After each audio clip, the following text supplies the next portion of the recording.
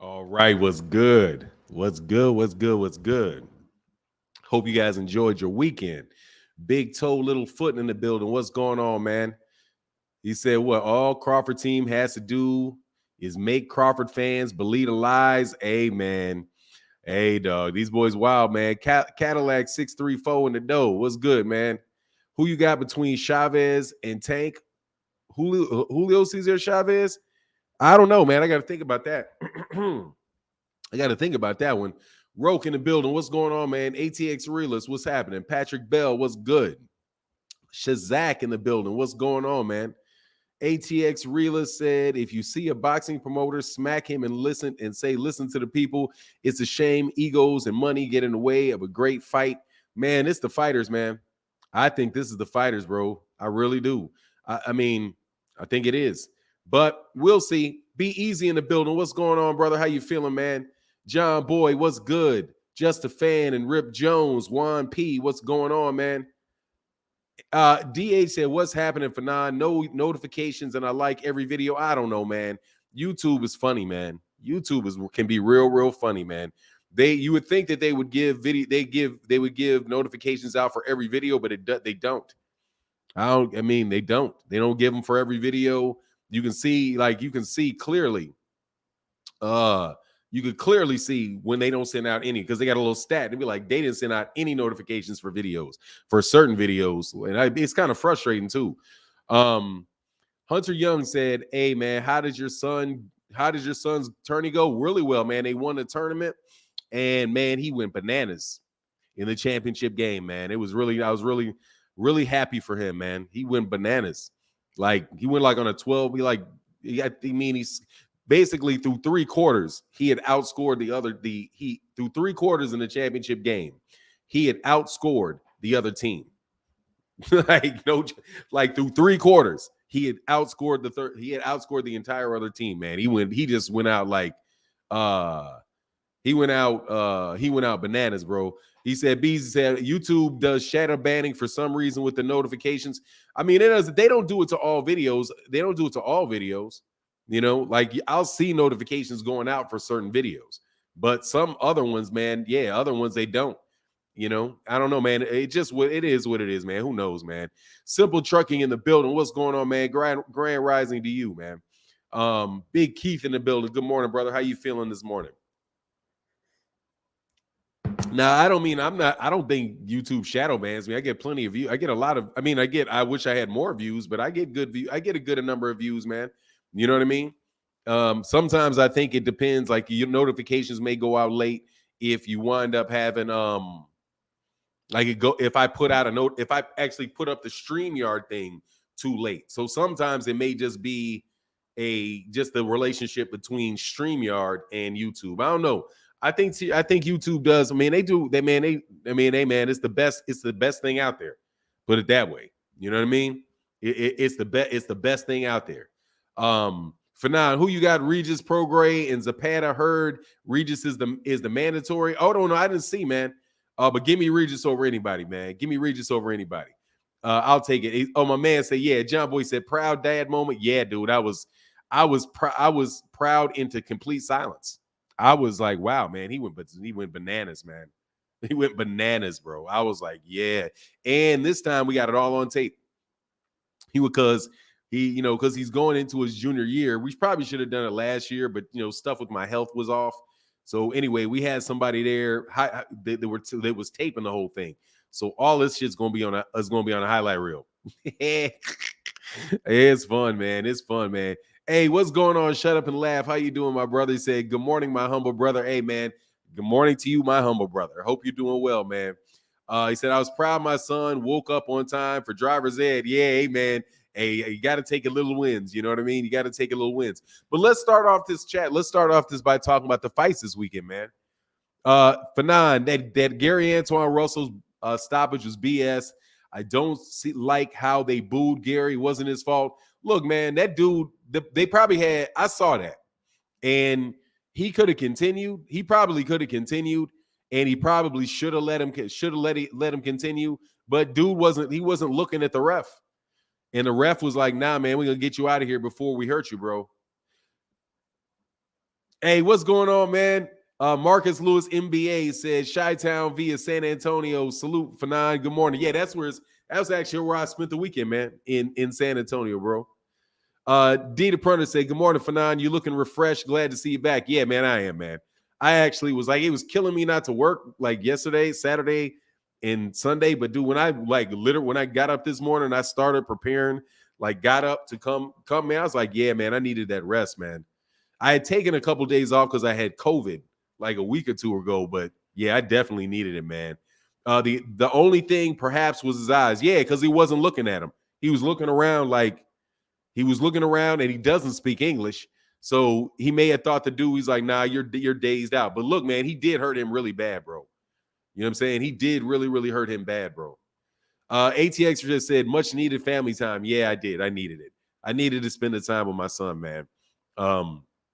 Is good, man, because now it sucks though, because they're going to be gone for a week. He's going on a college tour with his mother and his sister and a friend of his. Said ATX Real, you already know you just 1 hour away. Salute, bro. Yes, sir. Yes, sir. Yes, sir. You're from Chicago too? That's what's up. What's going on, Demo 007? Good morning, OG. Good morning to you, man. Good morning to you. As soon as we get few more people in here, man, we'll start the chat, man. And again, thank you to everybody that has supported in the super chat and the Cash App. Thank you guys for your continued support and the channel members, like my man LR. He said, I went to the fight and didn't expect Danny to get that much love from Barclay. The fans went crazy for him. Yeah, that's where he fights, bro. Yeah, man, that's where he fights. I mean, he fights. He's been doing fights at Barclays Center for a long time, bro. That's weird. That's literally where he fights. So yeah, I wouldn't be surprised at all that he had a lot going on in that, man. Let me quiet my voice down, man. I still need to rest, bro. My man, Geeks of the Universe, what's going on, brother? How you feeling this morning, man? Hope you're doing well.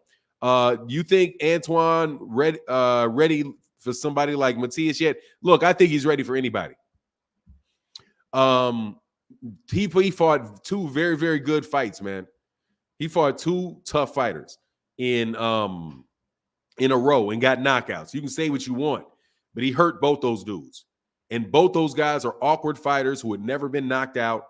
I don't know how many times. I know that Terrence Crawford knocked down Victor Postol, but dude, he went this. These guys went to this. I mean, Ramses Bartholomew is a for real fighter, and for him to get a knockout over Ramses Bartholomew, and for him to get a knockout over Victor Postol, man, that's big news, man. John Boy in the building. What's going on, brother? How you feeling, man? Much love in that super chat to my man, John Boy. Thank you for holding me down, brother. Appreciate it, man. Much needed in the channel. Thank you, brother. I appreciate it, especially because, brother didn't work last couple of days. I was out. It was pouring out. Yeah, that money was pouring out. How do I feel about the stoppages? I didn't mind. I mean, look, dude.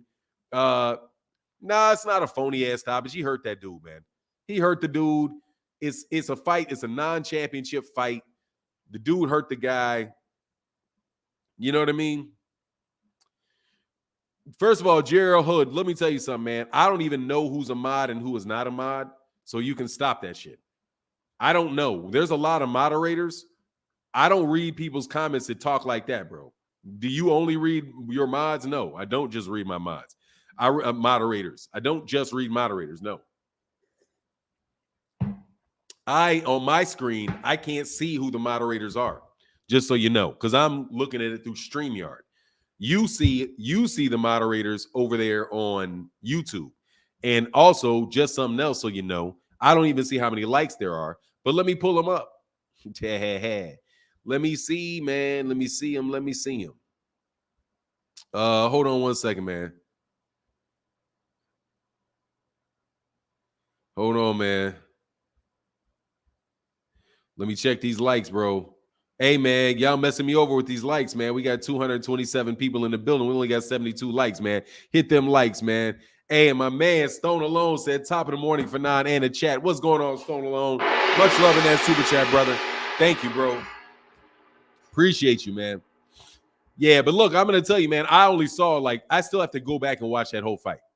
And I'm sure he did kick. Somebody said, Yeah, Benjamin Newsom. I saw that, man. That shit was hilarious, man. Stop making excuses about why you lost to me. Yeah, I saw it. I saw I saw all of Errol Spence Jr.'s tweets this weekend because that's all I did today. I mean, as far as boxing, I just paying attention to Twitter, and having little teeny weeny shut up and laugh. Say you said I'm not a man, and I always get a shout out. Yeah, you do. What's going on? Shut up and laugh. You absolutely you do, bro. These dudes be on it, man. Like I told you, I can't even tell who is a moderator and who's not a moderator. I can't see that. Not from my thing. Like, but I can now turn around and say, hey, can we get them likes up? We got a 259 likes. Barbara in the building. Much love. And Barbara D in that building. Thank you so much. Much love in that super chat. Thank you, sister. It means a lot. Thank you for that support, bro. Thank you for that support. You are knee kidney me TV. Said Fanon, who do you think? Where'd that go?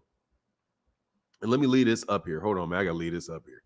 Fanon, who do you think will win the rematch between Danny Garcia and Keith Thurman? You should ask me who I think is going to win the fight with Danny Garcia and Terrence Crawford. Seeing as I thought Danny Garcia beat Jose Benavidez a little easier than Terrence Crawford did, man. Did you notice that? Or is that my imagination? Did you notice that, or was that just my imagination, bro? Said Fanon, who your guy, Colbert or Martin? Oh, I'll ride with Frank Martin, despite getting clowned by Errol Spence Jr., which I didn't appreciate. I'll still ride with Man Down Promotions. You know what I mean? I'll still talk about Man Down Promotions. You know what I'm saying? Hey, man. Oh, yeah, dude, let me tell you, I'll talk about Danny. I can't wait to talk about Danny.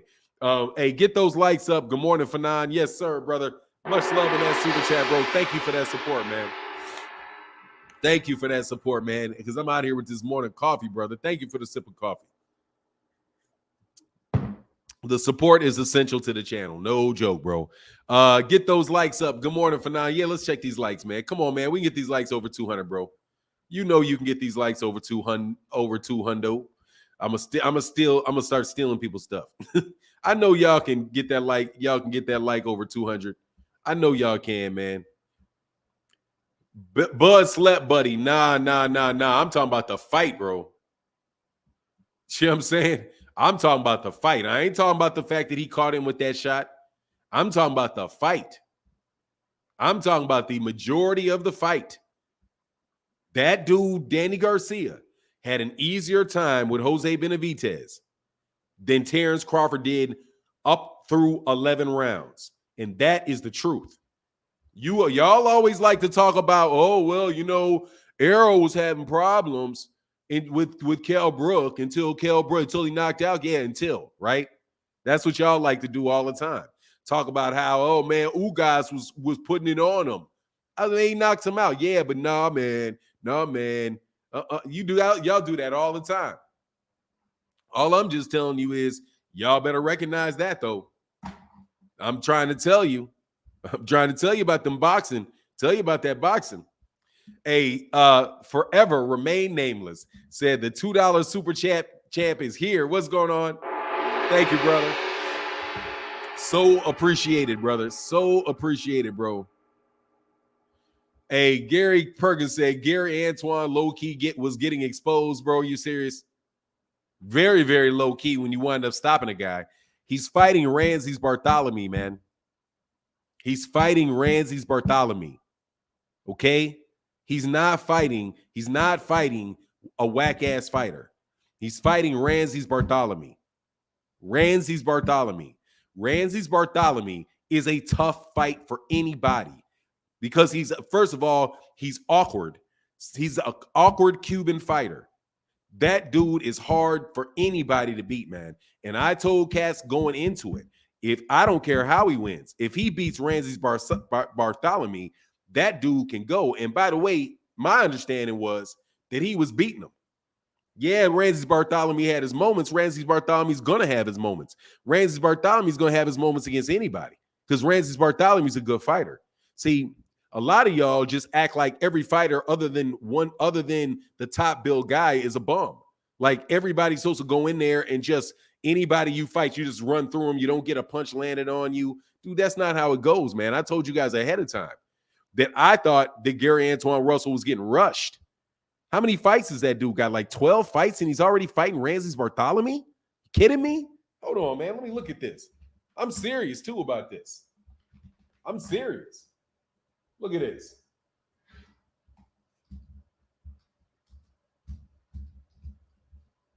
Gary Antoine Russell.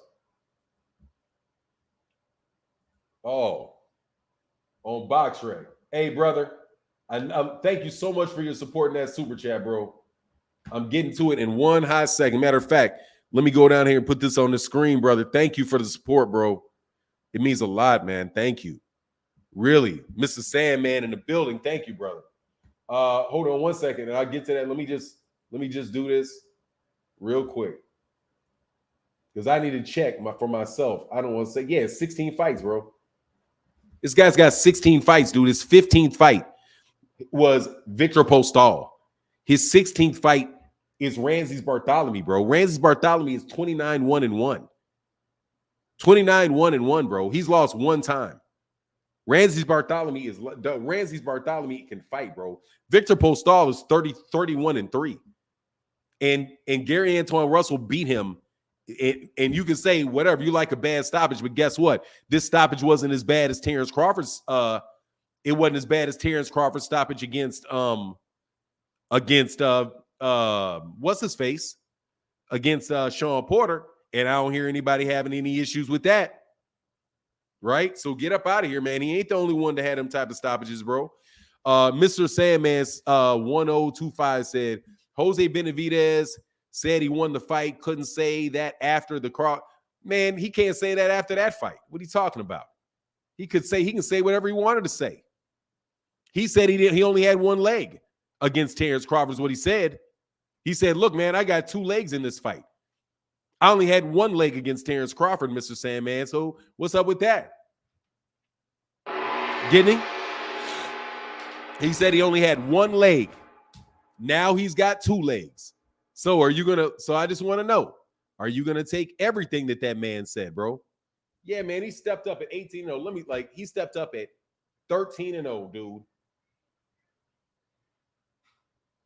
Giovanni Santiago, wasn't he at...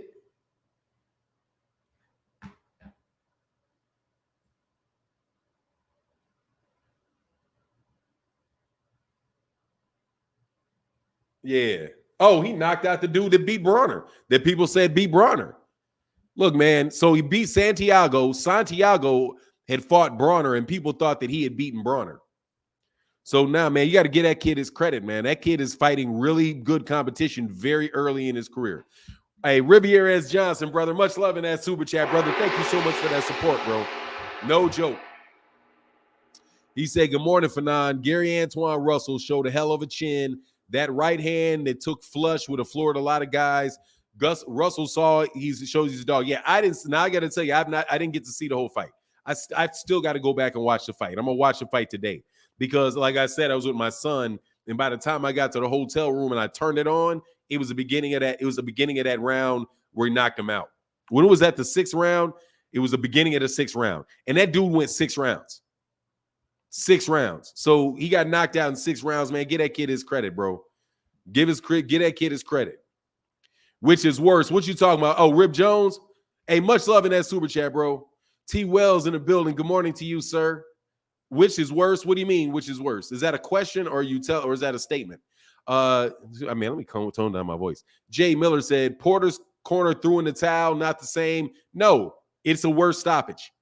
It's a stoppage either way you go. One guy's not hurt. The other guy was hurt, and it's on there as a TKO either way you go.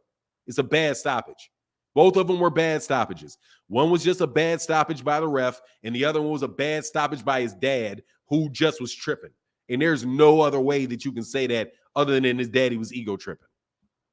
Even afterwards, he sounded like he was ego tripping, bro. You know what I mean? Jonathan Trotter said, to be fair, though, Mr. Fanon, it's just Fanon, not Mr. Fanon, because it's not my name. Jake Paul, but I appreciate the Mr. I appreciate that. Jake Paul is a trash can. The way he dodged Rahman, knowing he needed that help. Yeah, no doubt about it, bro. He chickened out of that fight. He chickened out of that fight, and I don't believe he ever wanted that fight. I don't care what they say, bro. Oh, man, it said a moment of silence for Benavidez' career. Oh, you know what, bro? Moment of silence. 1 second. We got to get this going on, man. 10 count to the great Bill Russell.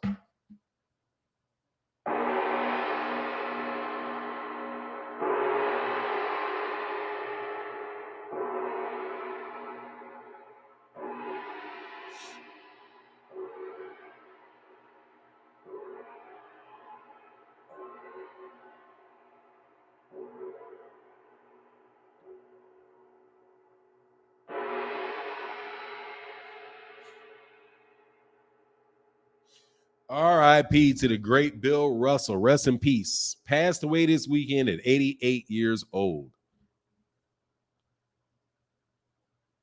Hold on 1 second. Did you receive the cash out by 10 for 20? Hold on 1 second. I don't know what you mean by that, but let me check this though. Man, I appreciate you guys' support a ton. Thank you, man.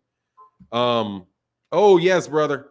Thank you, man. My man, my man said, I'm not going to do it for support. I don't want to say your name. Is that Roy? Okay, I'll say your name. Mr. Roy Kadori. Mr. Roy Kadori. Thank you, brother. Much love for that support, man. It's much needed and much appreciated, brother. Thank you so much. No joke, bro. He said Gary only had problems when dude kept switching to southpaw. See, John Wick, I'm telling you, that is a very awkward fighter. Ramses Bartholomew. That's why I'm telling you, man. It's Ramses Bartholomew. You cannot expect somebody to go into the fight with Ramses Bartholomew and not have difficulties, especially when you're talking about a fighter at the time who had 15 fights. Dude, that's better. And I don't want to say because I know I'm going to come off like a hater, bro. But whatever, dude. He's fought better fighters. He's fought better fighters than Devin Haney has. yeah. I know y'all don't like that. I know you don't like that. I know you don't like that, Quincy Carter. As of right now, bro, he's fought better competition than Devin Haney has. I believe that. Now, you tell me that's not true. For guys that are the same size, bro, come on, man. That's a tougher fight, bro. Ramsey's going to go 12 on that. Yeah, absolutely, man. Bill Russell. Yeah, he has. Dude, he's fought better competition in 16 fights than Devin Haney has in whatever 20 he's had. Because, dude, no way is your boy George Kambosos. And I'm telling you, those dudes are the same size, bro. Yeah, lost the GOAT, no doubt, bro. I'm going to slide down to the end of the chat, brother. Hopefully I didn't miss anybody's super chats. And thank you guys so much for your support, man. It's essential to the channel. And a cash app and a super chat. Thank you, bro. He said, truth hurts like a bad tooth. Yeah, it does. He's fought tougher competition. He's fought tougher competition right now. Nah, dog, I'm putting it on y'all necks. He has. I'm going to put it right on your neck. I'm telling you the truth. He has fought better competition. Victor Postol is a better competition, and Ramses Bartholomew is definitely championship level competition, bro. That is definitely championship level competition. The Gary Antoine Russell, and he stopped him. And you may not like the stoppage, but dog, that dude was wobbly, woo. No doubt. Nah, dog, we already went over that, brother. I'm not even giving you no airtime on that. I don't care who you said ducked. I'm telling you who he's actually fought and actually knocked out. Oh, no, I'm on Devin Haney fans' necks forever. You're never going to get me off your neck, bro. I'm done. Until he knocks out somebody, does something, man, bump y'all. Y'all did too much. Like my son likes to say. Y'all did too much. Y'all do too much. I'm going to remind you, bro. Hey, man. Hey, look, dude, we got 450 people in the chat. Can we please get the like over 400? Some of y'all just walked in the door. Hit the like button as you come on in the door. It would be greatly appreciated, brother. I appreciate it. And not everybody can be a dub and come out here and really support the channel with these super chats and cash apps, which are very much appreciated and needed to keep the channel going. So hit that like button, man, so the algorithm gets tweaked. A-Dub said, definitely better competition than Devin. DMV all day. Yes, sir. Much love in that super chat, bro. He has to go to hard route. He has to go to hard route, bro. Chillville said, did you hear Bernie the Boxer last night? Dog, no, I didn't. I have not had an opportunity to listen to it yet, but I will. Y'all can give me the best of that though. Danito Lopez said, I missed the fight and the Showtime app doesn't allow you to go back. Yeah, they'll put it up in a couple days or something like that. They'll put it up in a couple days. I'm going to tell you right now, bro, I definitely watched. Said RIP Nicole Nichols of Robin, Illinois, first black star on Star Trek. She was 89. Yes, RIP.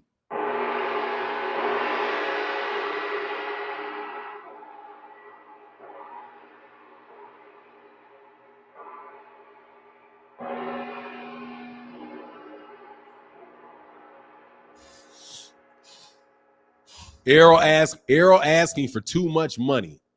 Errol's asking for too much money. Errol's asking for too much money. That's what Bertie said. That's what I thought, bro.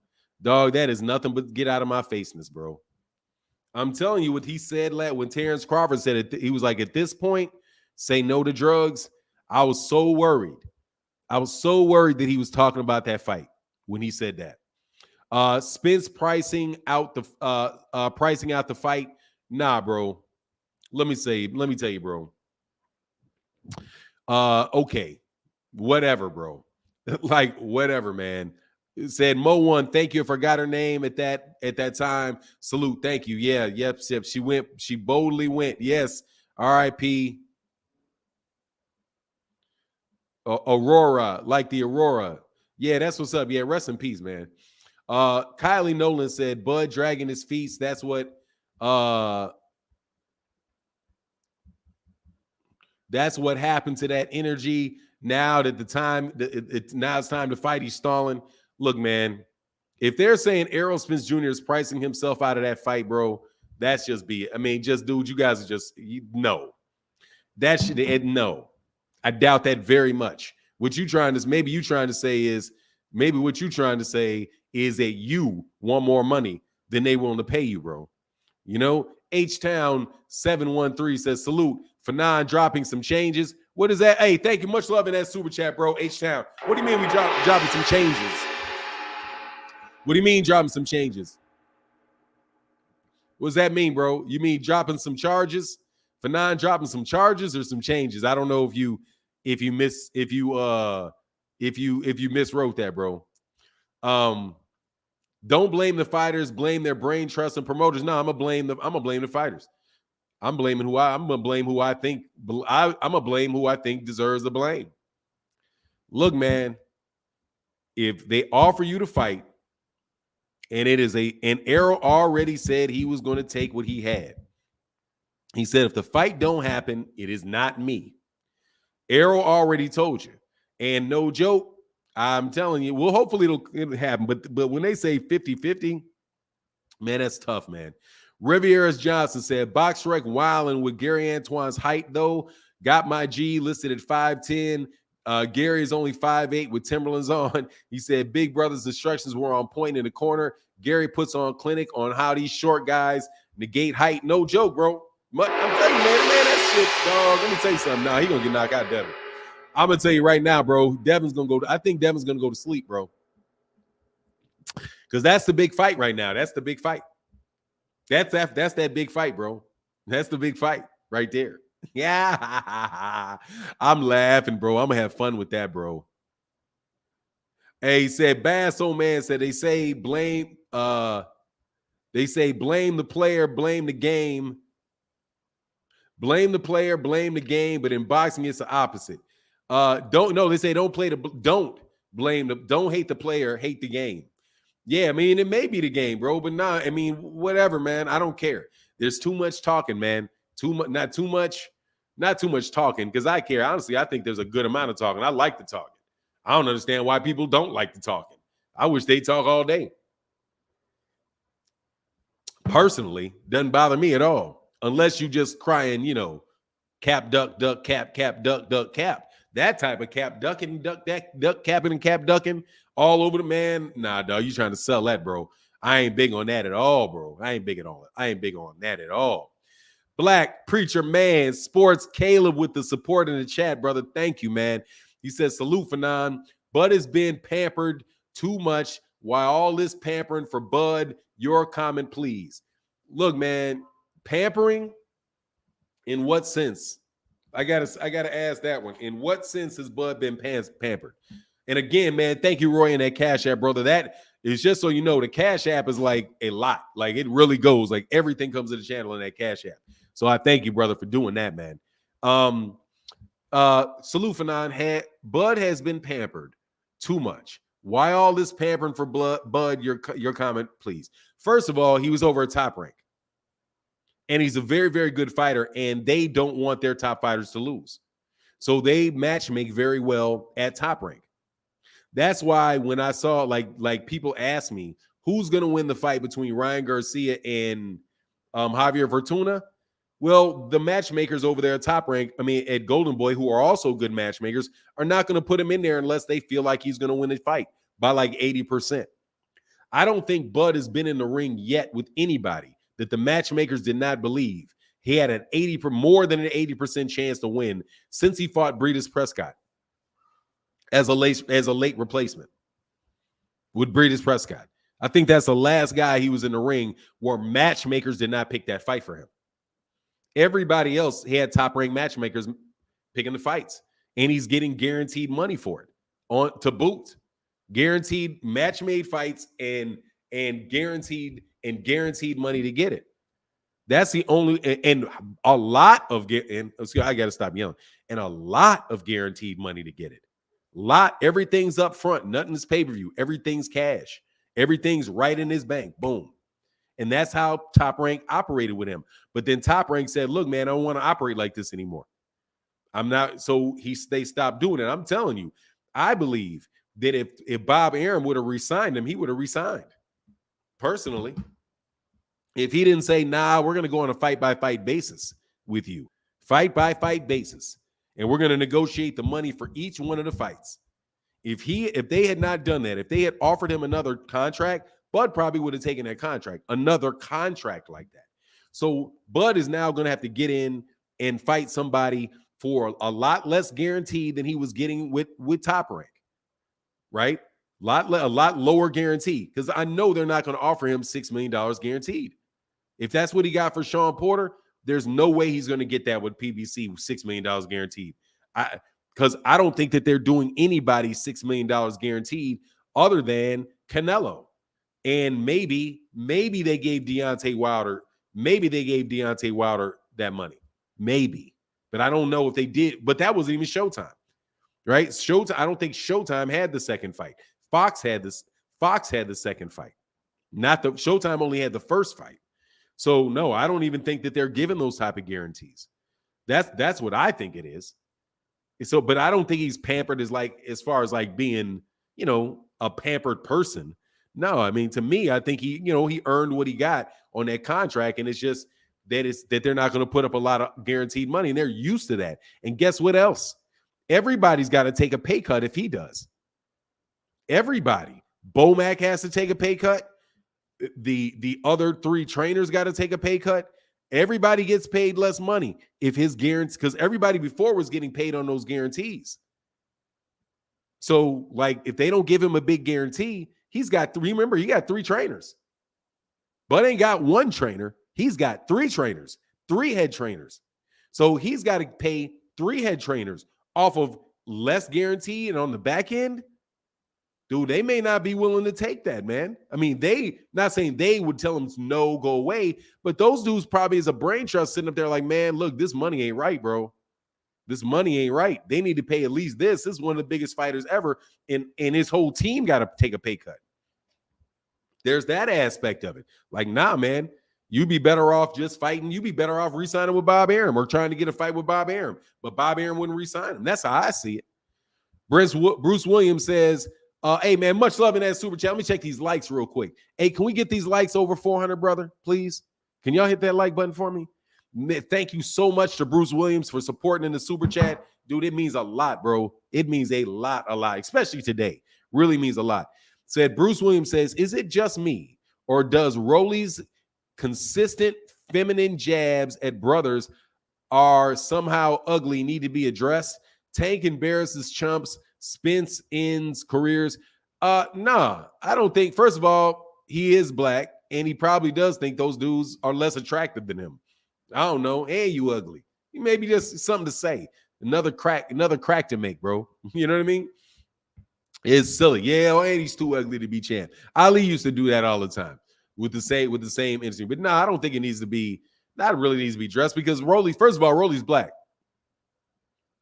Rolly's black, so it's not like he's saying something that and he's like, it's not like it's some, not a non-black person calling other black people calling black people ugly. He's a black person calling other people ugly.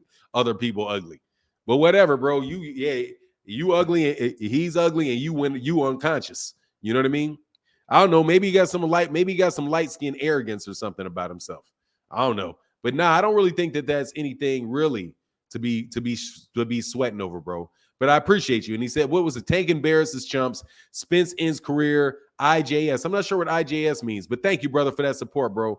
Giovanni Walker said, let's start the week off with some color. Yes, sir, brother. Thank you so much for that support, bro. Thank you so much for that support.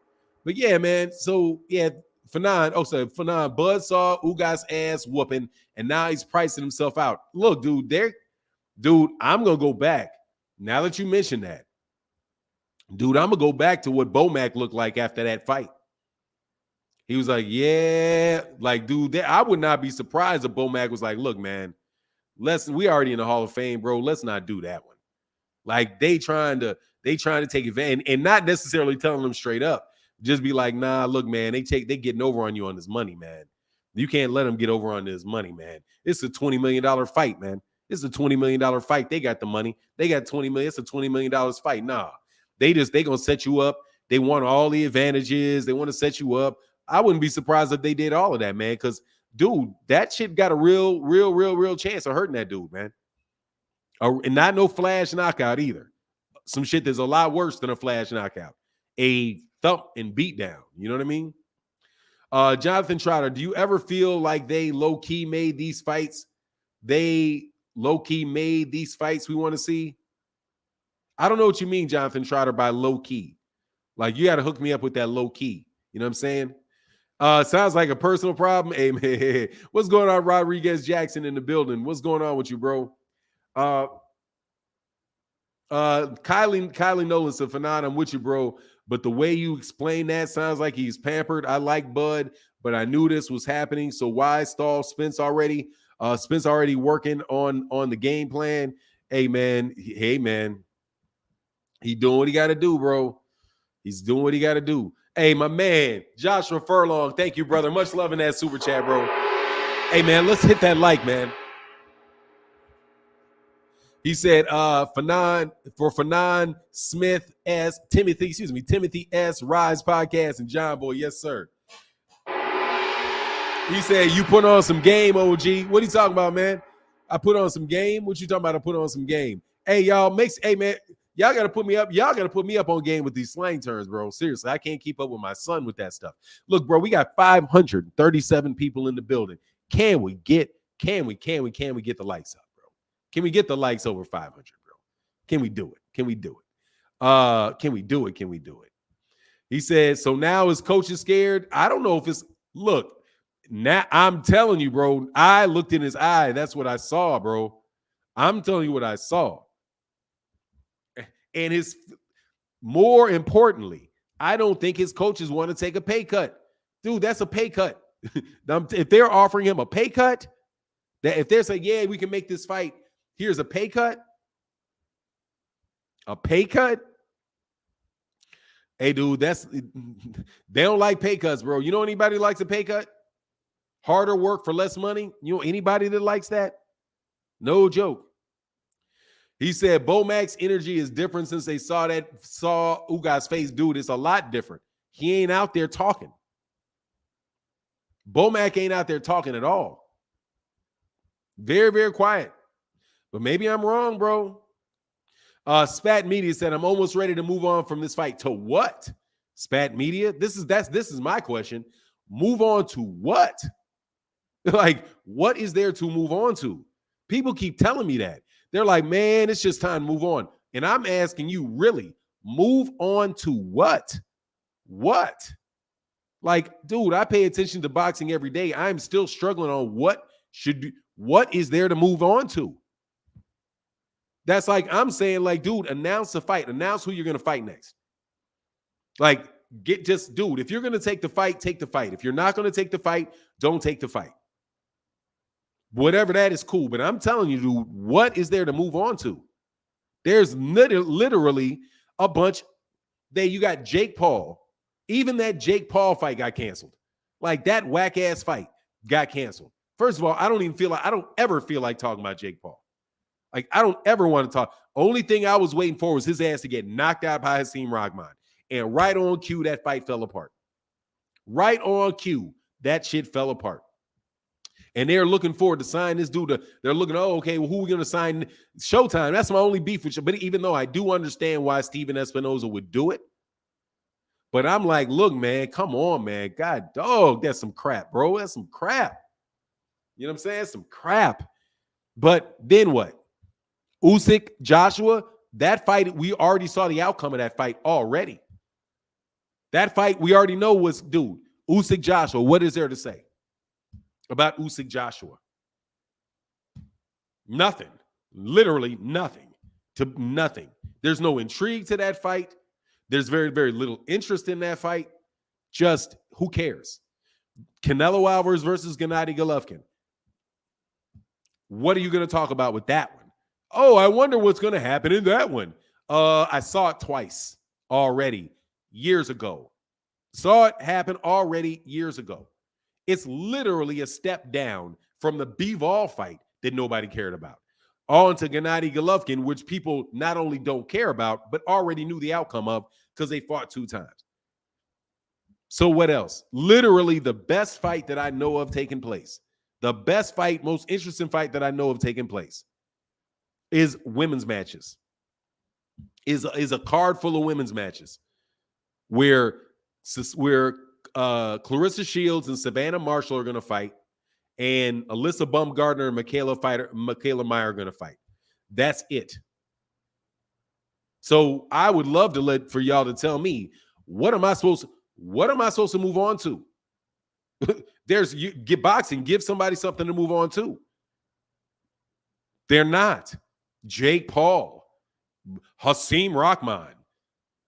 Ooh, what's his weight gonna be? Is it, I can make 205? Oh no, but you're 9 months out from the fight, and you weigh too much. Fight's off. Nah, Jake, you put that shit in there so you would have an excuse to get out of that fight at any moment in time, and I don't believe it because your last fight didn't do as well as you wanted it to do, so you got to step up there and actually fight a boxer. And your ass wanted to have he wants to have a rehydration clause in there. He wants to have a 9 month before the fight. You got to be on weight 9 months before the fight starts. So you got to stay drained all the way to the fight. And then after the weigh-in, you got to stay drained all the way till you walk in the ring. Nah, dog, you full of it, bro. So it's like, man, get out of here, man. You trash. You already know you're trash. You already know you're trash. We already know he's trash. So give me something to move on to. And I challenge all of y'all about that. Give me something to move on to. I pay attention to boxing every day. I'm a boxing fan. I am not a media guy. All right? I'm not in the media. So I do not have a duty to talk to anybody about shit I do not want to talk about. Like, I do not want to talk about Canelo Alvarez until Canelo Alvarez fights somebody. I don't want to do it. Don't want to talk about Jake Paul. Don't care about him. Don't want to talk about him. Don't want to talk about this Devin Haney-Kambosos fight at all. That fight sucks. We already saw it. And here it comes again. I don't want to see it. Give me now Gary Antoine Russell and Devin Haney. I'll talk about that. Jaron Ennis versus Keith Thurman. I'll talk about that. I'll talk about Errol Spence Jr. needing to fight Jermell Charlo. Because all of those conversations, which may take place or may not take place, are still more interesting boxing conversations than that BS that they got coming up with Canelo Alvarez, Gennady Golovkin, and Usyk and Joshua. The rematch room fights. Hey, Timothy Stoudemire said www.risepodcast.com. Merch, go support. Oh, yes, sir, man. Go support Rise Podcast, man, with the merch. Absolutely, bro. I know it means on the low, yeah, but I don't get it in that context. I understand what you mean by low key, but I just don't get what you mean in that particular context. Hold on one second, brother. Somebody supporting that super chat. Blacksmith Ross, bro. He said, my favorite boxing YouTube channel. Thank you, brother. Smash the like button, please. Look, people might not care, but we don't matter because being undisputed is important to Spence. Last belt in his legacy, and Bud knows it. Yeah, I mean, I do believe Bud probably knows that. You can't have undisputed with me. Here's my thing. But Errol, change your mind. Change your mind and go fight somebody. Let that nigga sit a year. I mean it. If this is like, if I was Errol without, and he's not accepting it, I would say, okay, no worries. I'm going to get a mandatory out of the way. I'm going to go fight Stanley-Ansis. Give me Stanley-Ansis in October. Stanley-Ansis in November. If he fights Stanley-Ansis in November and beats up Stanley-Ansis, because he's going to beat up Stanley-Ansis, he's going to be that much sharper, and Bud would have had sat out for a year. And Bud would have sat out for over a year. Go ahead, let's do that. Let me wait till you're 30. Keep playing. You're going to be 36 years old coming off a year and a half layoff. Good luck. Okay? Good luck. Bump that, dude. Nah, man. I don't agree with that. That's the one thing that Errol did that is probably is, from a negotiation standpoint, what they're holding on to. That, oh, yeah, he really, really wants this fight. So, and I don't need it. I don't need undisputed. I've already been undisputed. He hasn't been undisputed. Okay, no worries. No worries. Watch this. Yes, I want undisputed. And because of that, I am going to do something I don't want to do, which is stay at 147 for another year. I'm going to go fight Stanley-Ansis. I'm not going to fight Gervonta. I'm going to fight Stanley-Ansis. I'm not taking that fight. That fight can be made at 154, where my weight is always good. Errol don't need to fight Gervonta at 147. He's need to fight him 154, where his body is completely, where he's got all his weight on him. He ain't got to wait, none of that. Full strength, everything with Gervonta. Play Gervonta dead serious. Don't play with that kid. Dead serious with that kid. Dead serious with that kid. But Stanley-Ansis is going, all he's going to do is come forward and try to mix it up. That dude is he's a death sentence. Errol Spence is a death sentence to Stanley-Ansis. Go fight Stanley-Ansis. Give him to me quick. And then guess what? Next May, I want Terrence Crawford in May. And we're gonna do it on Cinco de Mayo just to piss cats off. We going May 5th. We're going to May 15th with this one, whatever the weekend is. Do that. And let him wait out, let him sit out a year. Let him sit out a year with no fights. No joke. That's what Errol need to do. And I mean that shit. That's what Errol need to do. Be playing with it. I'm not playing with it. I'm about to go pick up a quick $6 million. I'm about to go pick up, I don't know how much he makes. Just say, I'm about to go pick up a quick $10 million against Stanley-Ansis in Dallas. I'm about to whip his ass up and treat it like him, get a good sparring chat, get that much sharper, and you won't fight anybody, bud. You won't fight nobody. Because who you gonna fight? Who you gonna fight? Josh Taylor? Who you gonna fight? Your WBO mandatory on whose card?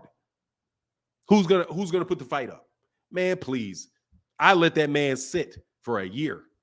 No joke. Because he might as well, taking all this time, trying to whittle your money down. Like, nah, dog, let his money whittle down.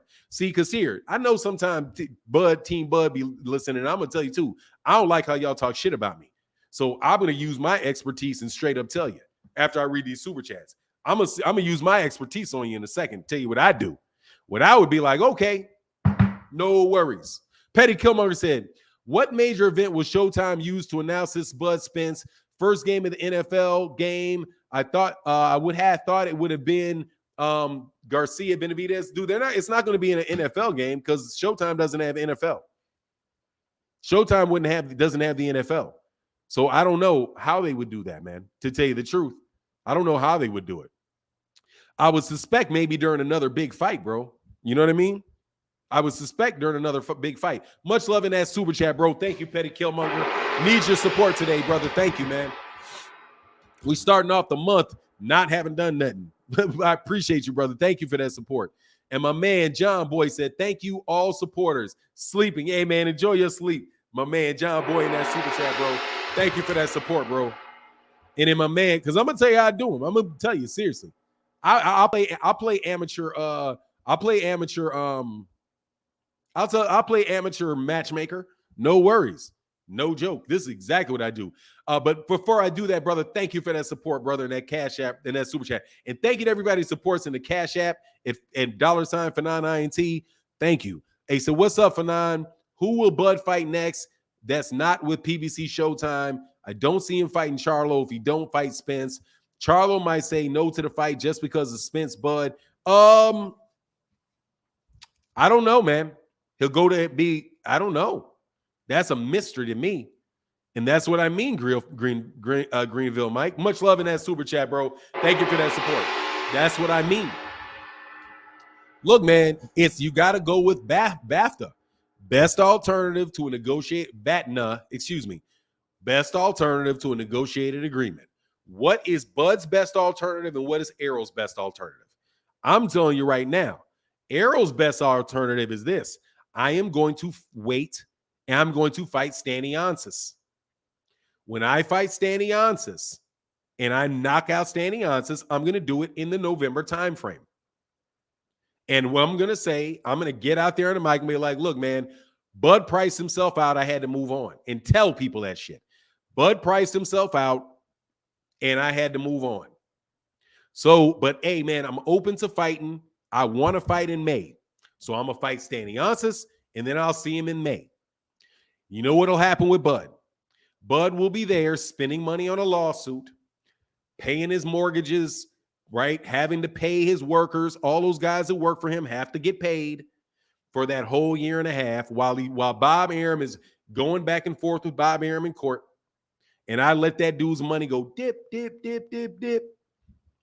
While your money takes a big $6 million paycheck for you and your whole crew. You know what I'm saying? On an easy fight like Staniansis. Get that money real easy. Blast him out real easy. Well, not an easy fight, but yeah, get that work in. And then say May. Okay, we'll revisit this in May. Dude, that means Bud would have been out for a year and a half. A year and a half. No joke. That's a long-ass time to be out. So what do you get? Bud's money is a little funny. Bud is not going to be sharp because he would have been out for a year and a half, right? It's a year in November. May is what? December, January, February, May. Boom. A year and 4 months, 16-month sitting down. And that means he would have only fought one time in 2 years. One time in 2 years. Man, please. Don't let it be me advising him. I'd advise him on that. If you're not going to take the money, if you're not going to take what you think is a fair deal and we can't get this on, dog, I'm moving on to that dude. And I'll be back in May. No worries, bud. Look, we just keep talking about it. We'll figure it out. But I'm gonna take a fight real quick. I'm gonna take a real quick fight. And then we'll see you. No, that's not freezing him out, low tolerance. Not freezing him out. It's not. What it is taking away his leverage. It's not freezing him out.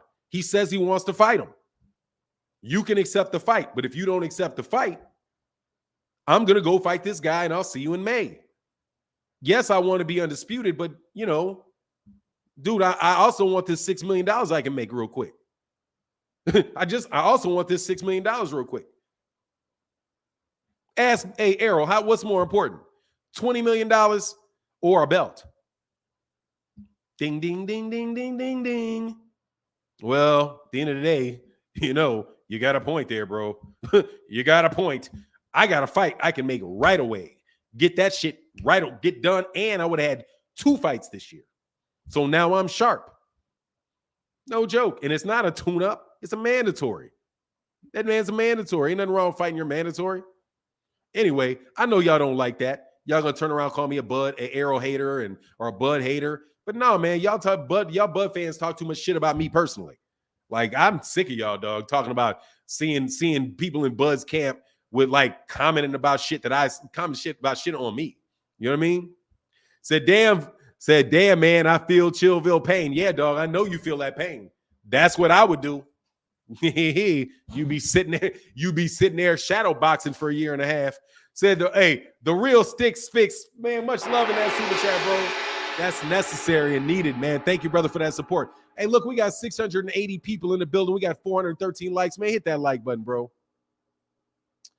Fanon, low key, quiet as kept. No, I get it. I get that. I just didn't understand why they were saying it. Like, I don't understand the necessity of low is on the low. I think he was using it more as kind of like, just like a filler statement. Anyway, Blacksmith Ross in the building said, honestly, all these guys playing game, Bud is on BS to me, but also it was on tape. Spence said to Bud 5 years ago after he told Bud to get a belt, why would Bud fighting Porter? Why fight you, Bud? Fighting Porter's the easy route. Yeah, but that's not what he meant. It's not what he meant. And more importantly than that, Blacksmith Ross, that's not where we are right now. Where we are right now is Errol kept all what he said. He's like, those are easier fights to make. And you see that they're easier fights to make.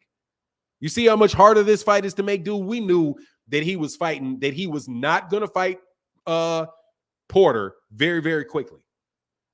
And then when they started negotiating and they're like, okay, Porter got past Ugas and Errol, whatever happened, who did Errol fight? I forget who Errol fought. Errol fought Mikey. They went right into that next fight. It was very quick. You're going to make that fight. You're going to make that fight. It was very easy to make. I think maybe now that we see this negotiating going on, maybe what Spence thought was, why wouldn't I just, because this fight is way easier to make than your fight is going to be. Your fight is hard to make because you got Bob Arum over there, right? Now, Bud, it seems to me that Bud and those guys are looking at a guaranteed purse, a big guaranteed purse, and not the back end. That's what it seems like to me. Not verified, right? But what it seems like to me, and you see this looks like a hard negotiation. Seems like a hard negotiation to me. Looks like making Bud for Undisputed is hard. That's what it looks like to me. You know what I'm saying? And that's why, and Bud didn't fight 2 times a year for the last several years. It may be because Bud has been difficult to deal with. But I can't speak on it, dog. I don't want to defend Spence, though, because, dog, it's another thing, bro. I got to understand something. Why do you cats think everything that Errol Spence Jr. says is about me? That should be amazing to me, man. It's like Errol put out 2 tweets, like kind of snarky tweets over like the last month, and every one of them motherfuckers is about me. Like, dude, Bud, he's talking about you. Like, why would Errol be talking about? Why would he have an issue with me? like of all the people, like, why would he have an issue with the people that have defended him against people like y'all, who are the biggest fucking trolls on planet Earth? You know what I'm saying? Like, y'all don't even like Terrence Crawford, bro. If Terrence Crawford was in Errol's shoe, y'all be hating on Terrence Crawford. Y'all be killing me with that, bro. My man Jeffrey Brooks said, my only thing, much love in that super chat, brother. He said, my thing is only getting more money. It will take both fighters to ask for that. By Spence saying not anything, they won't acknowledge one fighter. Well, let me tell you something, Jeffrey. They're not going to they're not going to break their budget just because 2 people asked them to break their budget. You know what I'm saying? Quincy C. Carter, let me ask you a question, dummy, before I get into Blacksmith Ross. If it is obvious that I'm a big Spence fan, then why would Spence have an issue with me? Spence. Why Bud Crawford and those guys would have a problem with me, I understand. Whatever. I think Errol's going to win. Your guy, you think your guy's going to win, so I'm a hater. Because it's obvious to anybody that's not hating that Terrence Crawford is going to demolish him. That's what Terrence Crawford's crew says. That's what they believe. They believe anybody that supports Errol Spence Jr. is a hater. Okay? They came in to Errol Spence comment, a physical trainer for Terrence Crawford, and went in on Ellie Sethback and said, keep that same energy when we see you. because he said, go Spence. Right? Like, that's what they do. Their camp will troll you, insult you if you pick the other guy. All right. And you can say I'm making that up. I'm not making that up. But dummy. And I don't mean to call you a dummy, but I kind of want to call you a dummy because that shit's dumb. Why would he be mad if I'm such an obvious Errol Spence Jr. fan? Why would he be mad at me? You would think when he was clowning people, he may be clowning people that he doesn't like. That's typically who you clown. You typically try to start stuff with people you don't like, not people who are supporting you. I don't know, except for Bud. Like, Bud's the only one I know to do that shit. like Bud's crew's the only ones that will literally listen to people support them. And if there's one thing they don't like, they're a hater and this, that, and the other thing, bro. But I understand what it is. That's his camp, bro. Anyway, Blacksmith Ross said, sorry, but keeping it real because I have no dog in the fight. Why we making it okay to strategize to wait again? Spence already waited him out. This is a waiting game. Bull on that, Bud on bullshit as well. No, I'm not saying wait him out. I'm telling him, look, dude, here's an offer. Accept the offer. If you don't accept the offer, I have to go on about my business, and I will do it in May. I'm not going to miss this year of fighting. I'm going to take a second fight. So you tell him you have a deadline for the time that this is going to get resolved. We have till, and I'm sorry, this is how you do it. This is how you have to do it. You tell somebody at the end of July, at the end of August, I'm done. I want to fight you. This is the offer that we're giving you. If you do not accept this by the end of August, then we can look at the fight again for May. But what I'm going to do is I'm going to take another fight because I don't want to be inactive. I don't want to be inactive. I was inactive because I had a torn retina. I had to wait a year. I had to wait a year to fight, almost 2 years to fight. I've only fought 2 times in 3 years because I had a car accident and because I had a retina tear. I am already in shape. I am about to get in and fight this guy at the end of this. If you do not accept this date by this date, because that's it. I'm not giving you anything else. We're not paying no more money. If my issue is the ring size, the ring size is going to be what the ring size is. And it ain't going to be huge. And that's how you do it. And that's fair. If Bud says, all right, then I'll take a pass. Then you say, cool, you take a pass. And then you go and you fight somebody else. And then you say, okay, great. I just whooped Staniansis. I'm back on. No worries, man. It's December. Now, what are we going to do for May? We got a lot more time to work it out, huh?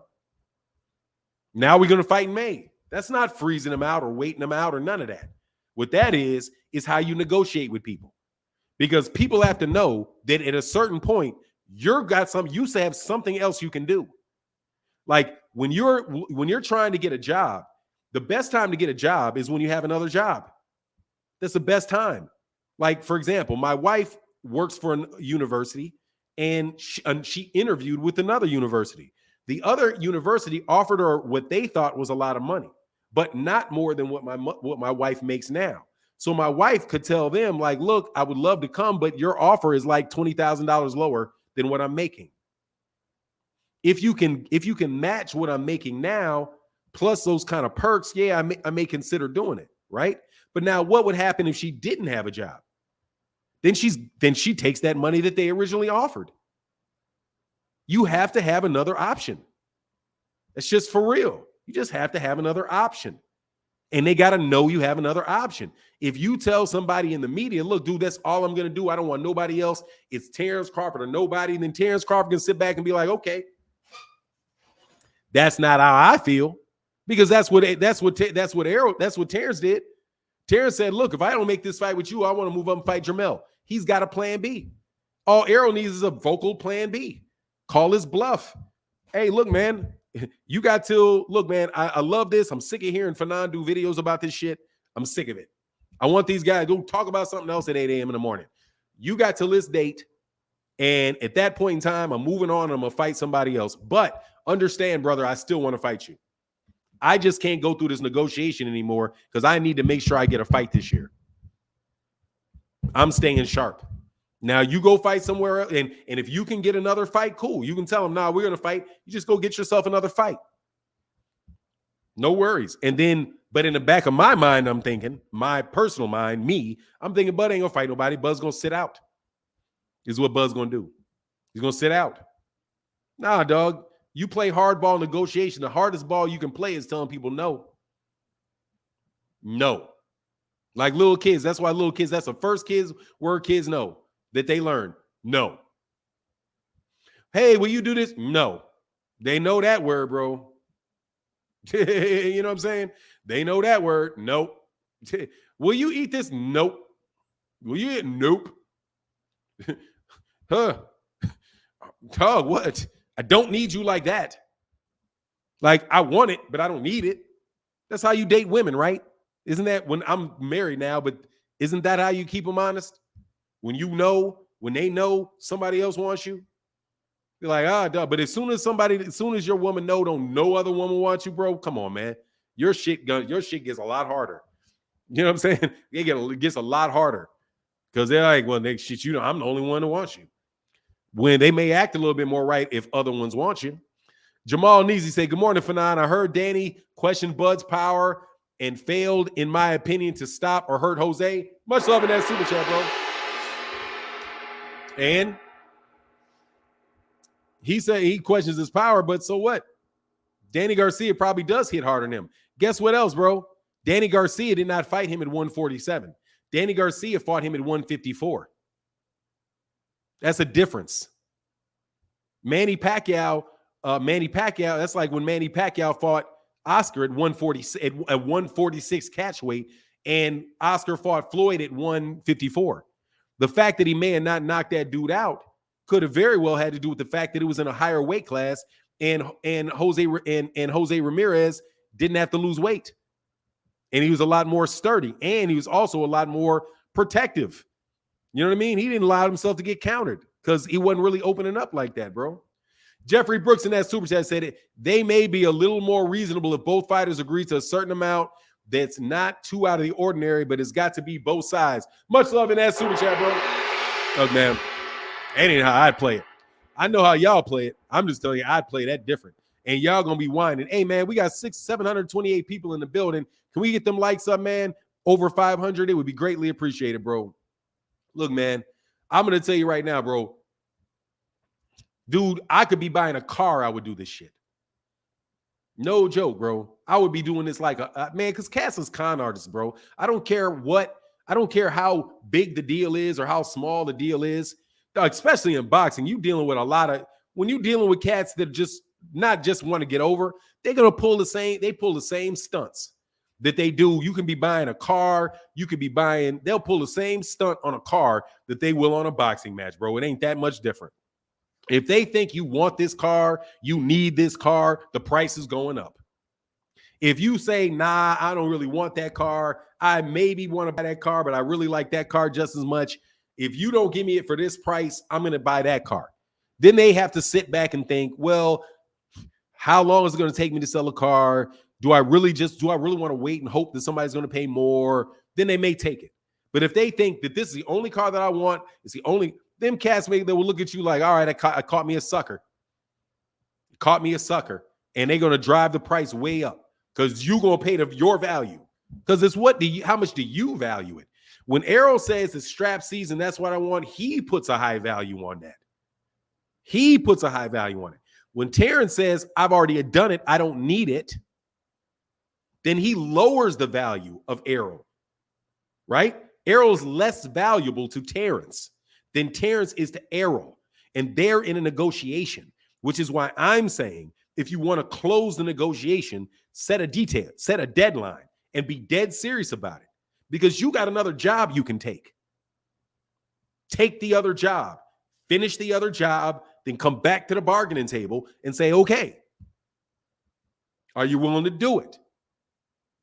And he may be more amenable to it. Because of why? Because that car that he wanted to sell has been sitting in his parking lot for a year. That is not bad. That is not waiting anybody out. That is simple business. That is simple logic. That is simple business. I want that car. Oh, and how much you willing to pay for the car? I'm willing to pay $5,000 for that car. Oh, well, what other cars you looking at? Oh, I'm not looking at any other cars. I'm just looking at that car because that is a vintage, whatever the hell it is, Cutlass. And that's what I want. And that guy thinks, all right, yeah, how about 7,000? You're like, man, that's a little bit steep for me, man. All I can play is 5. Well, okay, well, don't worry about it, man. I'm going to keep it. See you later. And he'd be like, hold on, man. How about 6,000? How about 6,000? Well, I don't know, man. Like I said, I need 7,000 for that. All right, 650. You paying cash? No, I was going to get a loan and no. If you can do it cash, then okay, 65, maybe 65, maybe 65. And then he jacks your ass up that much, way more than you ever wanted to pay because that's the only thing that you wanted. When you could have been like, oh, 5,000? No, oh, no, 6. Okay, no, thank you. Well, what you gonna? No, I'm probably gonna go buy that car over there because it's not as nice as your car, but I can buy it for $3,500. Man, please, bro, go get that $3,500 car. Leave that dude alone and come back to him when you got more money to buy it and be like next time, hey man, so what about 5? Well, no, it can't be 5 now because I got 2 cars, but I'll buy that for $3,500. I don't have 5,000 no more, but it seems like you're having a hard time selling that car. That's easy money, bro. That's what you do. There ain't nothing wrong with that. That's what you do when people get cocky and try to drip you. You know what I'm saying? Try to drain you of everything, bro. But hey, my man, Box 703 said, get up to get the likes up. I like to watch boxing match between 50 Cent and Busta Rhymes. I know what would happen. Hey, Busta Rhymes can throw, man. Busta Rhymes is a wild boy. That's a big boy. Much love in that super chat, brother. Thank you for that support, bro. 703. Sorry about that. But anyway, man, that's just how my mind works, bro. Y'all can you can say I'm wrong or whatever. Pitiful, man, ain't shit pitiful about that, bro. Get out of here, dude. That's pitiful. You talking to me saying that's pitiful? Please. Whatever.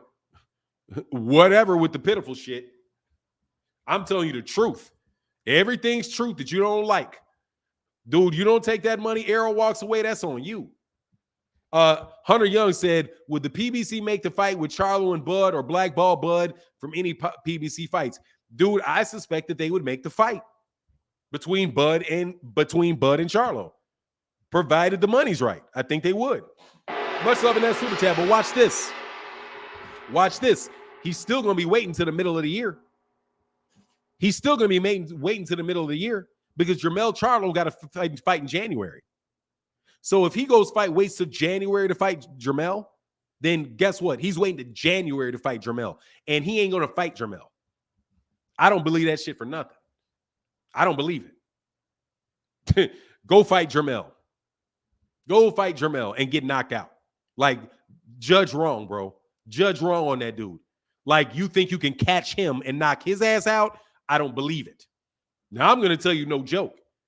I do not believe that he is going to be setting traps for Jermell Charlo and clip Jermell Charlo with an uppercut, send him into the ropes. I don't believe it. Because Jermell Charlo can easily fight at 160. Jermell Charlo is significantly bigger than him in every fashion, bro. I don't believe it, bro. I don't believe that. That is another one where I would be like, I don't believe you. You say that that's what you want to do. I don't believe you. You're going to have to wait until at least June of next year to do that. At least June of next year to do that. Because he fights in January, right? So he's going to get 6 months after that mandatory. And you think the WBO is going to put 2 on him in a row? I don't know about that, bro. I don't believe that. I don't believe it. You're going to sit out a year and a half and then go fight Jermell? Yeah, okay. like Jermell, as if like Jermell does not have snooze you power. Because guess what Jermell definitely has? He definitely has one-punch power. Definitely. He definitely will snooze you with one shot. Errol, you can say, oh, it's going to be a beat down. It's going to be maybe he will, but not Jermell. Jermell catches you with one of them hooks, brother. You're going to get hurt, and you're going to get hurt real bad, bro, with that. So I'm just telling you, Leave me alone, man. I be telling y'all think I only do that shit to Devin. I'll do it to y'all too. No joke. Y'all get on my nerves with that stuff, man. I supported Bud. Anyway, Batty Rich said they got a feeling they both about to fight mandatories because it isn't time for the WBO to call their mandatory. They may try to remake it after they do the mandatories. Let me tell you who he'd probably have to fight. He'd probably have to fight Virgil Ortiz as a mandatory. And I don't believe for anything that Oscar De La Hoya is going to make that fight. I don't believe for anything that Oscar De La Hoya is going to make that fight. Because Oscar De La Hoya is not making any fights, bro. Anywhere. But tell me I'm lying, bro. I'm sorry, bro. I'm not lying. I'm telling you the truth. Jeff Miller said, did Errol say it's Bud or 54, though? He said he had 2 more fights that he wants to fight. He wanted to fight.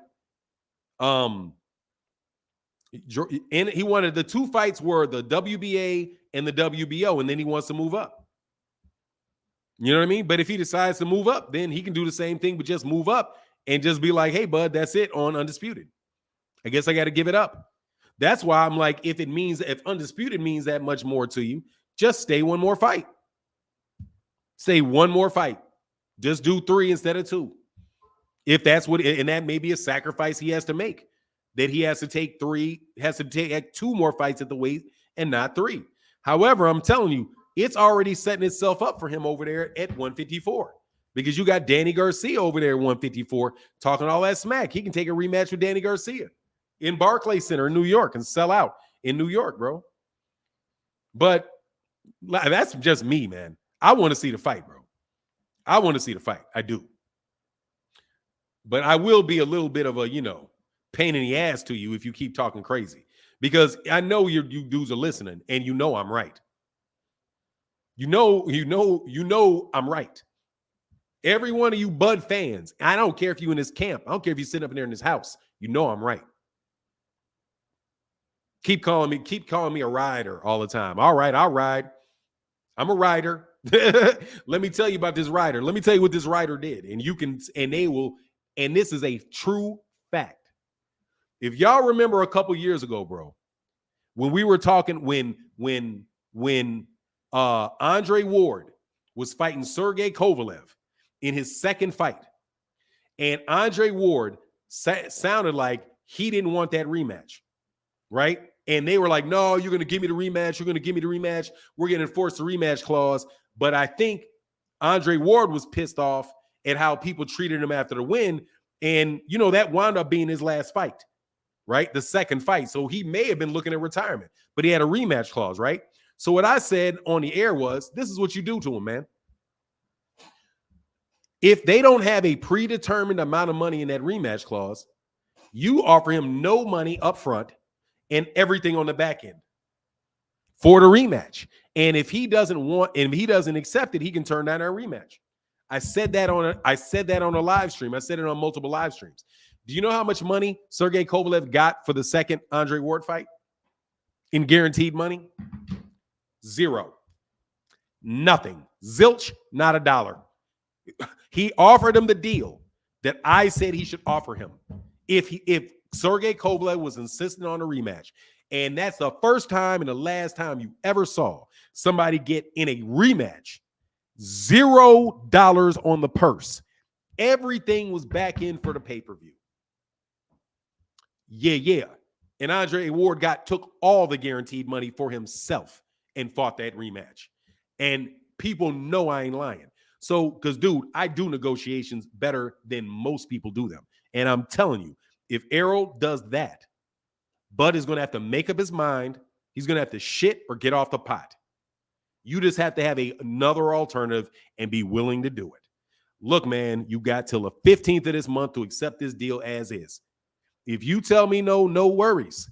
We can get back to talking about it in January after I beat up Staniansis and I go collect my money.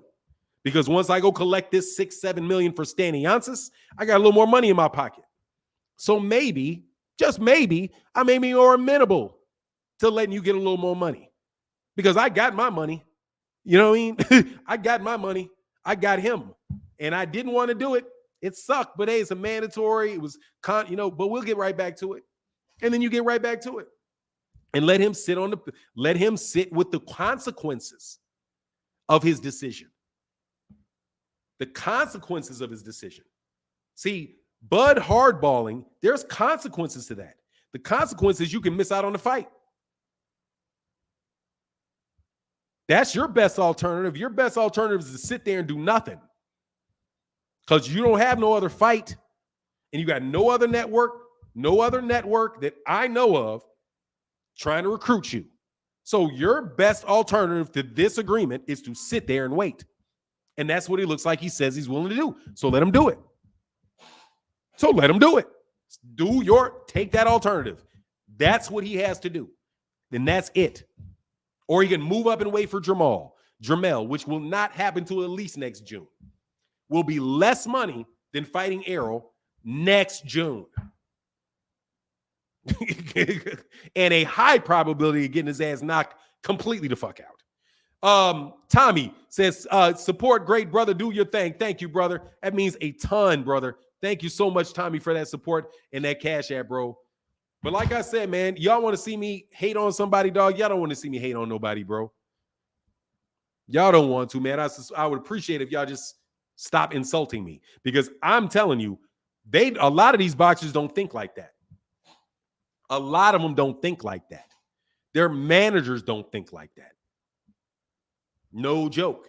They don't think like that. Now let his ass sit there. Oh, but that's not hardcore. You know what I'm saying? That's not that. I'll be looking like a duck. Nah, dog. No, you won't. You know what you're going to look like?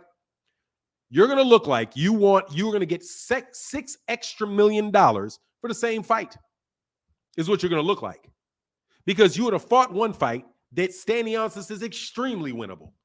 Extremely winnable. So you're going to look like you're going to get an extra payday, an extra warm-up, and you can fight in May and compete with Canelo if you feel like it. Because that fight's still going to be there, because what was his best alternative? His best alternative is to sit and wait. So if he's going to sit and wait, let him sit and wait while you get your money. Please. Now, preferably, he'd accept, and you can get right to it and get to 154. That's plan A. But if he doesn't, he's going to keep nickel and diming you, nickel and diming you, nickel and diming you, nickel and diming you, nickel and diming you, nickel and diming you, getting this little concession, getting that little concession, get this little concession, get that. Man, fuck that. Here it is. This is what I'm willing to do. That's how CarMax got successful. No haggle. This is a no haggle negotiation. We're giving you a fair price from the jump. If you are willing to take this, cool. If you're not willing to do it, pick another car from the lot with the deal that you like. No haggle deals. Move on. That's what I'm telling you. That's what I would do. Blacksmith Ross said, cool, they both can fight other fights, reconvene you next year. Yeah, exactly. If he wants to fight other fights, let him do it. Yeah. But the problem for Bud is, who you going to fight? Thank you, Sean. Hey, I appreciate that, bro. I'm just telling you, man.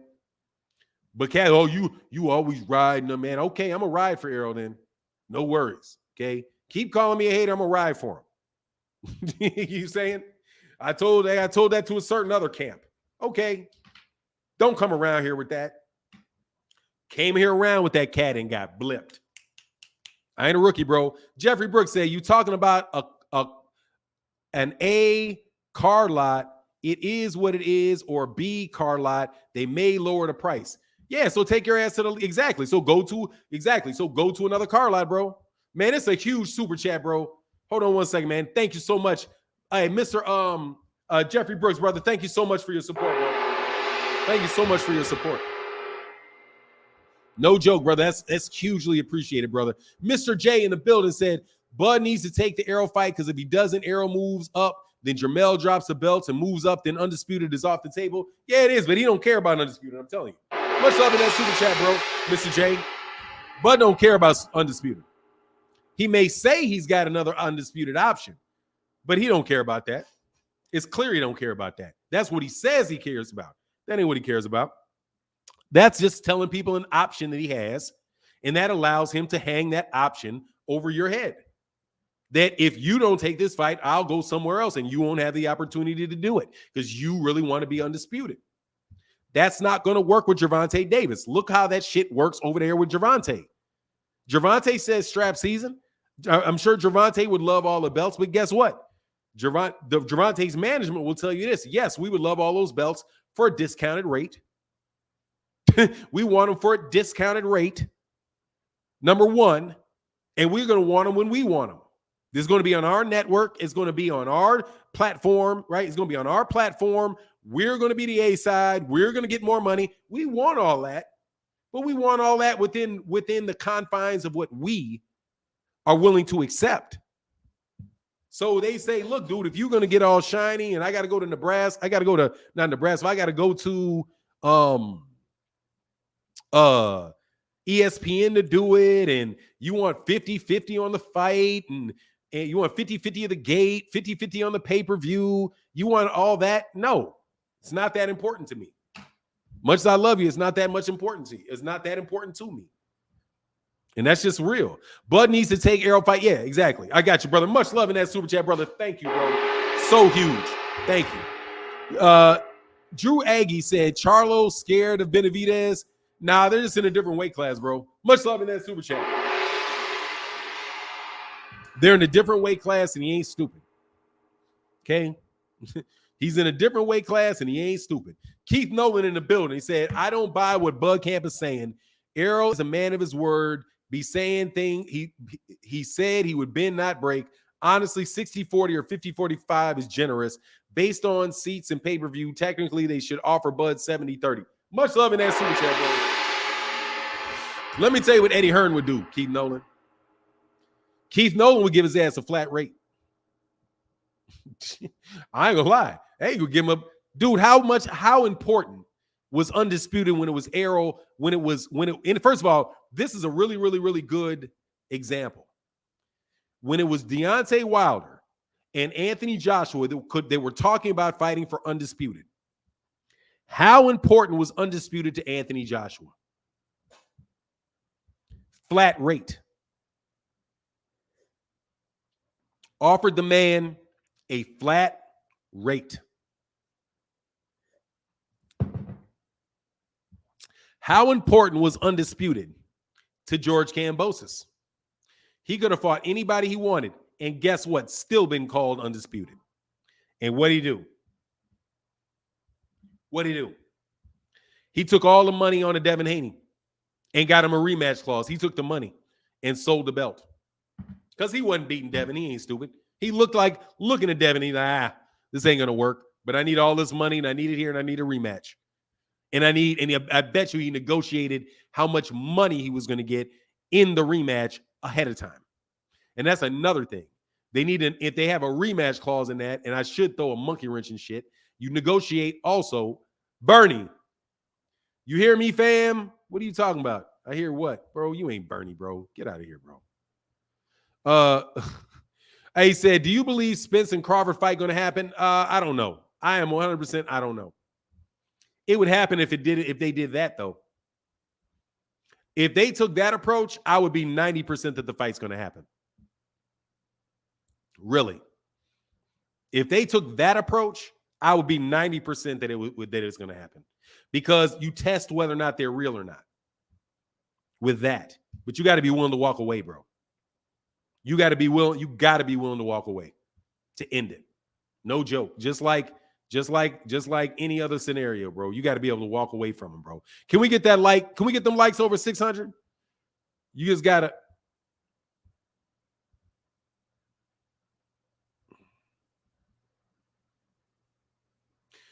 Bernie said, the snag in holding up the fight is PBC attempting to lock Bud into a multi-fight deal. Do not care. You need to fight. If you don't want the multi-fight deal, go ahead and go fight somebody else. I don't care what the terms are. And I mean it. I don't care what the terms are. I don't care what the terms are. Put a deadline on it and move on to the next. And move on to the next fast so you can revisit it. You might as well put money in your pocket. You might as well. You 32 years old. How many more opportunities are you going to do to pick up a quick $5 million? Really? How many more opportunities? 5, 6? So why are you going to pass up one? Get that shit real quick. Boop. Get that shit real quick. Boop. And be right back to him. Be like, you know who I want? Accept the fight. Sign the contract. And be right back to it. That's me. But I know how Errol is. At least I don't know him, but I know how he acts in public. He's very, very, exactly like Drew Agee. He cares about, he may care about dumb shit like that. Spence is scared. Dog, okay. Whatever, I'm scared. See you later, homie. See you later. Take the contract, bro. Angie Wise, Mike Kirkland. Thank you, John Boy, in that super chat, bro. That's huge. Thank you. Much love in that super chat, bro. And y'all hit that like button, man. Y'all hit that like button. Y'all chintzy on them likes, bro. Come on, man. We can get the likes over 700, brother. He said, that is right. Call Buzz. Yeah, call his bluff. Yeah, I mean, I'm not even going to tell you. Look, let me tell you something, man. I know that ain't no Bernie Boxer. Bernie Boxer don't come around me. John Boy said, Blacksmith, Jeffrey Brooks, Zenith, Keith Nolan, and Greenville, man, showing that love in that chat. Much love in that super chat, bro. Thank you so much, bro, for that support, bro. And Angie Wise Fool said, John Boy and these fools that stalk me here. Angie Wise, much love in that super chat. Thank y'all for that big support. Thank you for that huge, big support. Thank you. And my man John Boy back at it said, Team, Tim, Jeff, Cal. That's what's up, bro. Joshua, Tim, Jeff, Cal. Thank you, brother. Appreciate that, bro. What he say? Just came back from a chat pushing foul negatives, pushing foul or false net narratives, and had to come back here to get the to the home team where the talk is real. Hey, man. Hey, I appreciate you coming on over here, brother. Thank you, man. Regardless of all that other stuff. I'm just telling you what I see. And y'all can like it or lump it. I'm telling you. At the end of the day, he got to say shit or get off the pot. And just plan what you got. Like, plan what you got. What am I going to do in October? Because I'm fighting in October. Or November. I'm fighting in November. I'm not taking another year off, bro. Because they may be playing this. Like on the other side, I'd be like, man, let me make Errol wait. Let me make Errol wait till May. Let me make him wait. You know why? He may have a hurt shoulder or something. He may have a hurt shoulder, may have something going on where he's like, if I make this dude wait, he's going to start drinking again. He's going to start gaining weight. Let's just hold off and not make this fight until he looks like his commitment may wane. Because I think his commitment going to wane because a drunk ain't shit. Like that, he may be doing that shit. Who knows what kind of logic Cat's got, bro? Ty said, you can tell Bud fans don't support but want to eat off his crawfish plate. Oh, man, do they, bro? Hey, Cameron Renfro, thank you, bro. So what's up, Fanon? Or what's up, family? My bad. I said that wrong. What's up, family? Regis Prograde finally gets his chance to be champion. Yeah, again, he's been a champion before. If he gets this, so did they mandate the fight? If they mandated, that's what's up. Much love in that super chat, bro. Much love in that chat, man.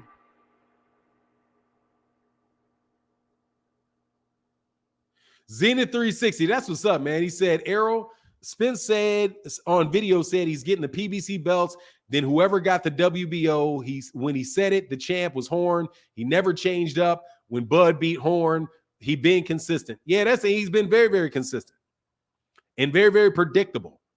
That's why I'm saying, bro, you got to throw a left hook at them dudes, bro. He fights in a very, very straightforward fashion. How does Bud fight? In a very not straightforward fashion. I'm telling you, man, that's that personality, bro. He sets traps. Errol don't like to set traps. Errol wants to come straight at you. He wants to come straight at you. He wants to beat the shit out of you. He wants to lay you down. He wants to get that belt. Not complicating his life very much at all. What does Bud like to do? Bud likes to lay in wait. Bud likes to figure you out, set traps, fake here, fake there, see what you're going to do, take advantage of your weakness. Bop, go get him. Right? That's how he fights. So I would think that's how they fight in a negotiation. Errol's just trying to come knock him out. Straightforward. Bud ain't being straightforward. Bud is, Bud ain't being quite straightforward, saying this is what I want, and if I don't get this, then I'm walking away. No, he's trying to nickel and dime his way all the way through it. Little faint here. Let me see if I can get that. Let me see if he'll give me that. Let me see if he'll give me that. Will you give me that? Oh, I bet you I can still get this. Y'all, you're going to give me this or I'm walking away. Yeah, no worries. I'm walking away if you don't give me. Man, please, bro. You know what I'm saying? I'll be like, look, man, all right, here you go. This is what we're going to do because I'm the A side. And that's what you got to understand, bro. When you're the A side, that's what that means. It doesn't mean that the other guy is that's what A side means. A side means when you have a better BATNA than the other guy has. When you have a better alternative than the other guy has, you're the A side. It's not about it's and watch this. It's not even ticket sales. It's not money. It ain't ticket sales. It's nothing. It's your option. What option do you have? And what option do I have? What option do you have? And what option do I have if the doesn't go? That's the core of leverage. So when Floyd says, I'm the A side, you know why? Because if he decides that he don't like to deal with you, he's going to say next, and move you over. Next. And all right, so will you like to fight? I'll pay you this much. No, I want that. Next. Leonard Ellerby would run him off like that. Next. You're going to take it. No worries. Gotcha. Come on.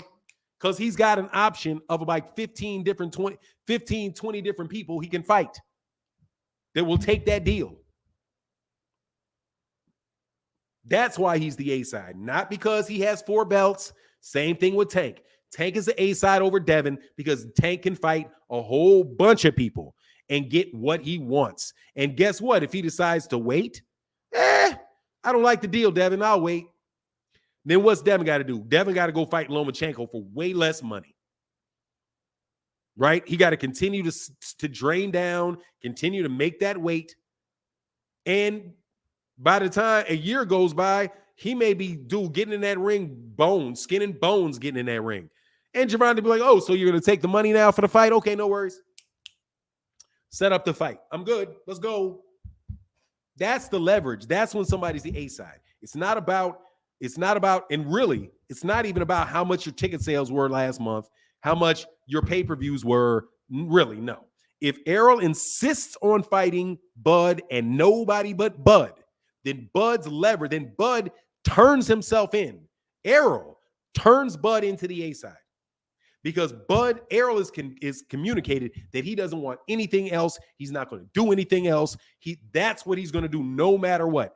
Right there, he makes Bud the A side. Right? But what did Errol say? I'll bend, but I won't break. What I would say is I'm not even going to bend. I am going to go fight him. I'm not bending. I'm not doing shit. You're going to sign this deal or I'm going to fight standing answers and then we can start again on January 1st. Matter of fact, I'm so confident that I can be standing answers. We can set up our next meeting right after I get back from vacation. I'm going to take my girlfriend or my wife and my kids. We're going to go to Jamaica, spend a month. So after I go to Jamaica on this $6 million payday I got, we can talk the first day of the next month. And we can be right back at it. But let me tell you what's going to happen then too. You're going to take that shit or you're going to leave that shit. But it's your option. You can take it. But you ain't that important to me, baby. Ain't that how the pimps do them? Hey, baby, I love you, baby. But you know, you my bottom B, but you ain't my only B. You may be my favorite, but you ain't the only one. You know what I'm saying? You may be my favorite, but you ain't alone. You know what I'm saying? I got number 2 through 20. So what you gonna do? I'm leaving you. Well, baby, I loved you. It was nice while we lasted. Next. Come on, man. Don't tell me. Hey, my man Tommy said 100 subs before the year's out. Hey, man, I hope so if y'all continue to support, bro. But what's more important, bro, is the support that you give, Tommy. No joke, bro. That is more important than this. The support's more important than the subscribers. Believe it. The support is more important than the subscribers. Really. more than the subscribers. I mean, it's nice. It's a nice ego boost, but the support is better, bro. Cameron Renfro said, what up, family? Read this program. Okay, I got that, brother. And then my man John Boy said, Jeff Miller and Hunter Young, wrench if possible, please. Oh, absolutely, John Boy. What was it again? I got to put it up. Okay. Jeff Miller and Hunter Young. Absolutely. I would have, yeah, like you said, I can't see him. Jeff Miller. This is Jeff Miller. Add moderator. And I need Hunter Young. I'll see Hunter Young. I don't have to look too hard for Hunter Young. I'll almost always read Hunter Young's stuff. Hey, Hunter, leave something in the comment section, brother. Please. John Boy in the building. Okay, I got John Boy. Thank you, brother, for that support, bro. That's big, man. Yeah, man. Anyway, so yeah, that's what I would do on them clowns. No work. Jeff Miller said, John Boy, hands up, elbows tucked, bro. Thank you, brother. Much love in that super chat, bro. Well, do so, sir. Go buy you one. Am I lying, though? Anybody that's ever had to deal with somebody difficult, trust me, that's it, bro. That's it, bro. That's it. There's always somebody else that can do your job, bro. Peace Dudley said, how y'all forget that Bud tried to become mandatory for 2 of Errol's belts? No, he did not. Both the mandatory was required a mandatory purse of $65.35. So why is Bud allegedly asking for a bigger split? Look, dude, that was a fake move, Peace Dudley. That's a fake move. I always thought, Priest Dudley, much love in that super chat. I always thought that thank you so much for your support. That's huge. I just think that was just, I thought that was a fake move. I don't even know what that was. I don't know if but to do that on camera at the WBC convention, to me, it struck the WBC funny. It struck me funny. It seemed like grandstanding, because if they wanted to do it, they could have sent a letter, but they did it on camera in the middle of the convention, and basically acting like a reporter. Bud says, I'm from Bud's camp. He says he wants the mandatory. See, that to me sounds like, like you're posturing to me. Mr. J, when I said, Fanon, you on fire, breaking down the business side of boxing. I said, keep out of my guy. Hey, no worries, man. Much love in that super chat, bro. Yeah, I could just, hey, man, yeah, dude. I'll break it down for you on that tip. No problem. Get the fight done. Get it done like this, bro. JT said that's cap. What's cap? He said, oh, here it is. Zena says Spence did not say that. It was Thurman, which is why no one's seen this video. Everybody keeps referencing. God dang, let it go. No, they're never going to let it go, because that's all they hang on, man. You cannot have people. Hold on. Haney said, Fanon, I have an extremely niche tech job in healthcare, and there's still always someone who can do my job. Exactly. Always somebody who can do your job. That's why you got to appreciate them. And that's why you got to understand, bro, nobody is without leverage. You can always walk. The question is, what is the ramifications of you walking? What's the ramifications of you walking? If I quit this job, what am I going to do? Nothing. I have no money.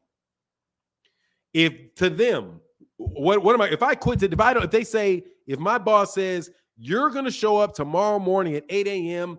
or I'm letting you go, you do not show up at 8 a.m., right? If you don't show up at 8 a.m. and say, okay, well, what am I going to do? I don't want to come at 8 a.m.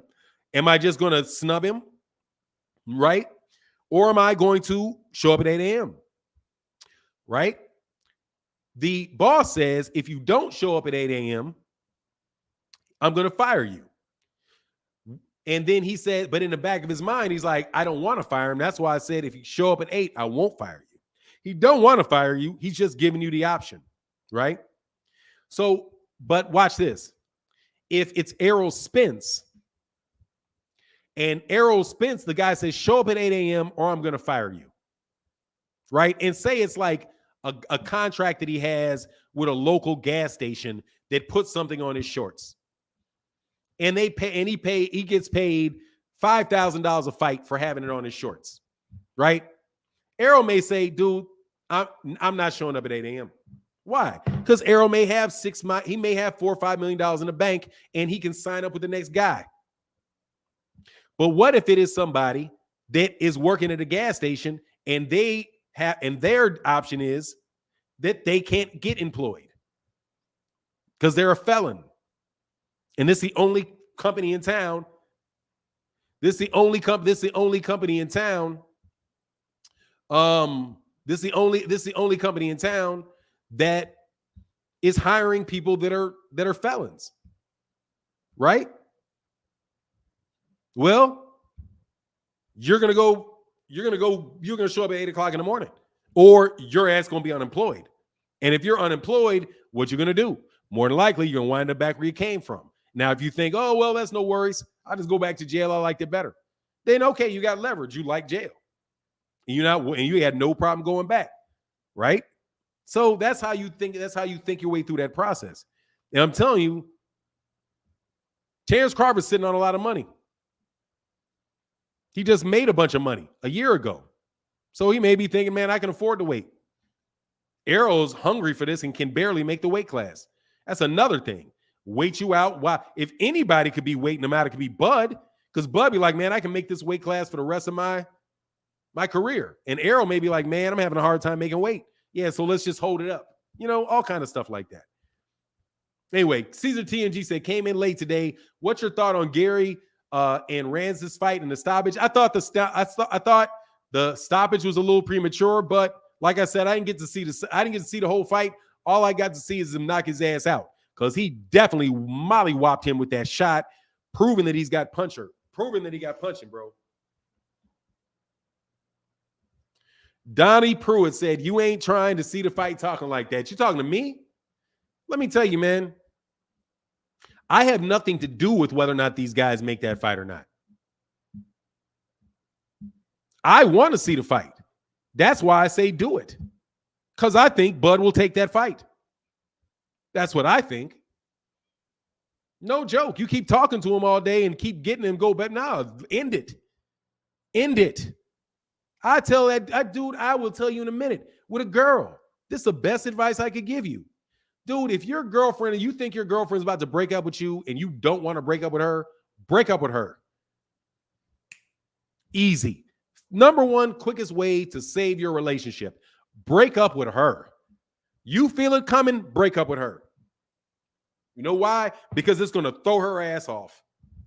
She'll be sitting there thinking, oh, okay, I'm about to get rid of this dude. He loves me, da-da-da. About to give you that last time. She about to get her little last bit of fun at you and then cut you loose.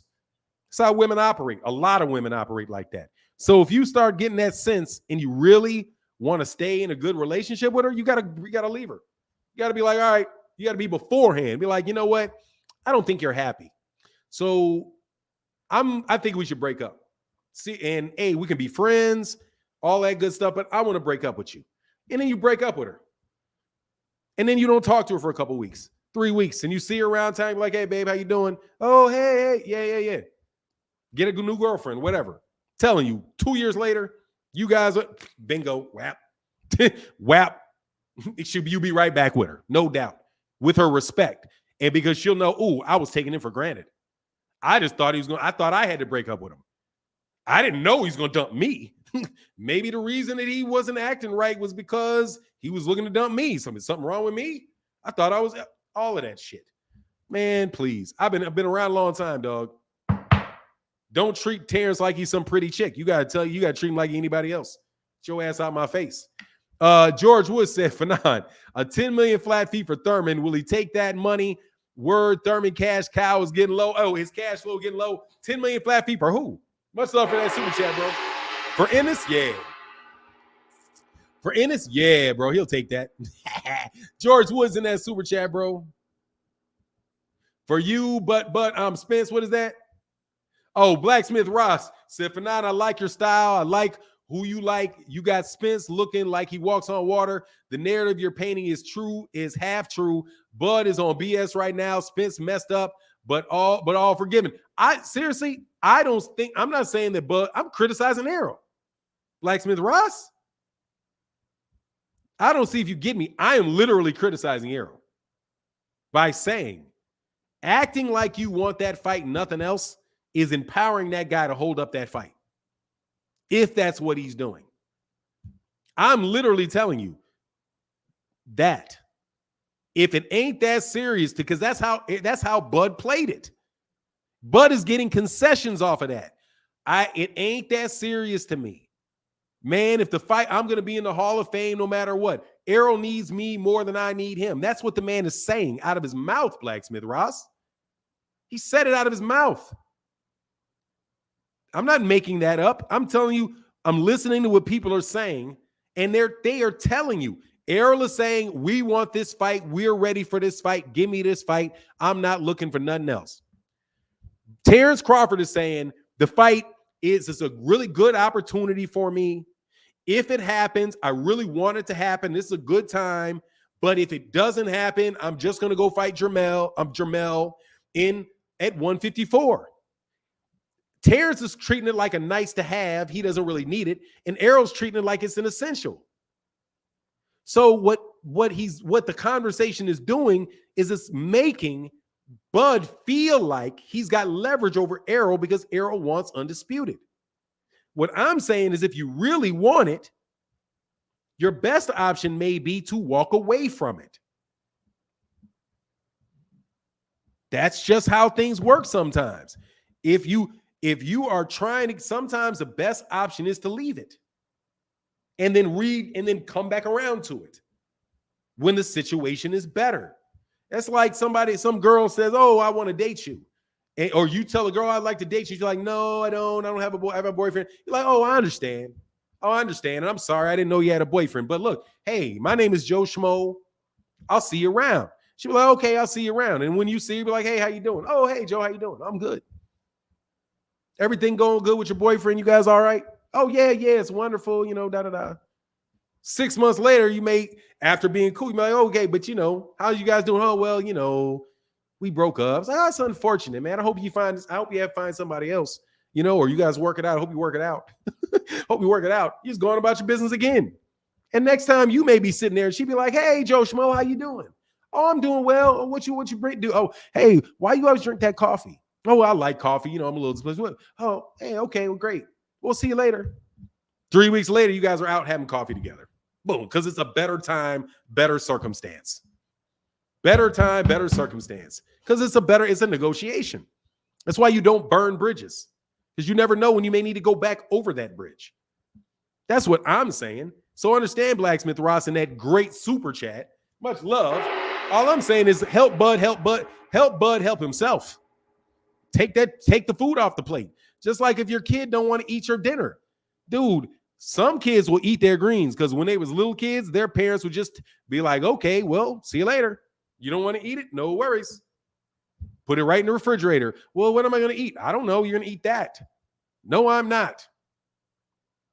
I'm going to eat Taco Bell. Get me Taco Bell. The parent that gets Taco Bell has encouraged that. The parent that says no, it's in that food. Anytime you want that food, it's right over there. Good night, babe. Love you. Man, that kid, them hunger pains, the miss meal cramps hit. All of a sudden, the miss meal cramps, that pork chop and green beans start tasting a little bit better. You know what I'm saying? That shit talks a lot, man. Hey, Ty said, Fanon, it's a lot of support, man.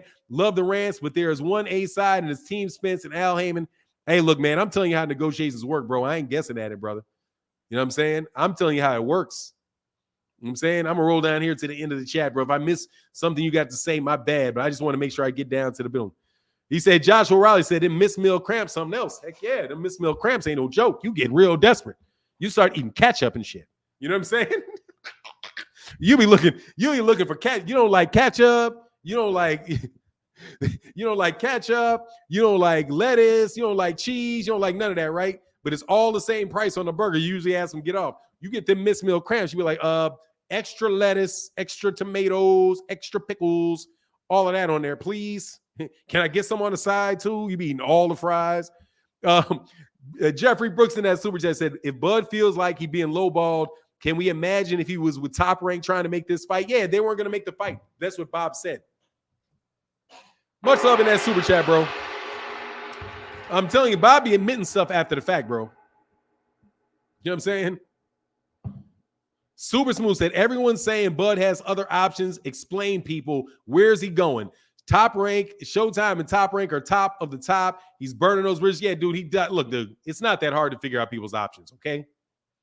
It's not that hard to figure out somebody's options. You can do it just sitting there. Oh, what can he do? Go to Matchroom?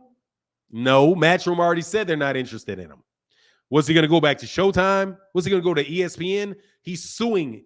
Was he can't go to Top Rank. He's suing Top Rank. What's he going to go to somewhere where MTK Global and them over to the UK? MTK Global shut down. What are you going to do? And here's the more important thing. I don't have to know exactly what you could, because I know what his strength is. His strength is that he got money in the bank. That's just no doubt. The strength is that he got money. He can sit and wait. That's his option. Sit and wait. Get some new businesses, spend his time developing his other businesses. That's his option. That's his best alternative right there. If he doesn't get it done, sit and wait. Errol's going to have a hard time making weight after a little while. You cannot tell me Bo Mack and them don't think that way. They do. Who did Bud fight below 147? That's Hall of Fame. Much love in that super chat. Before 170, nobody. Nobody. I don't think, much love for that big five in that super chat, bro. I don't think he fought anybody that's in the Hall of Fame. This closest win to somebody that's going to make the Hall of Fame is Sean Porter. I'm pretty sure. I think that's the top of the top. George Woods in the building. Much love. He says Spence versus Thurman, 60-40 or 60-35, or take the 10 million. Much love in that super chat, bro. Man, that's what I do.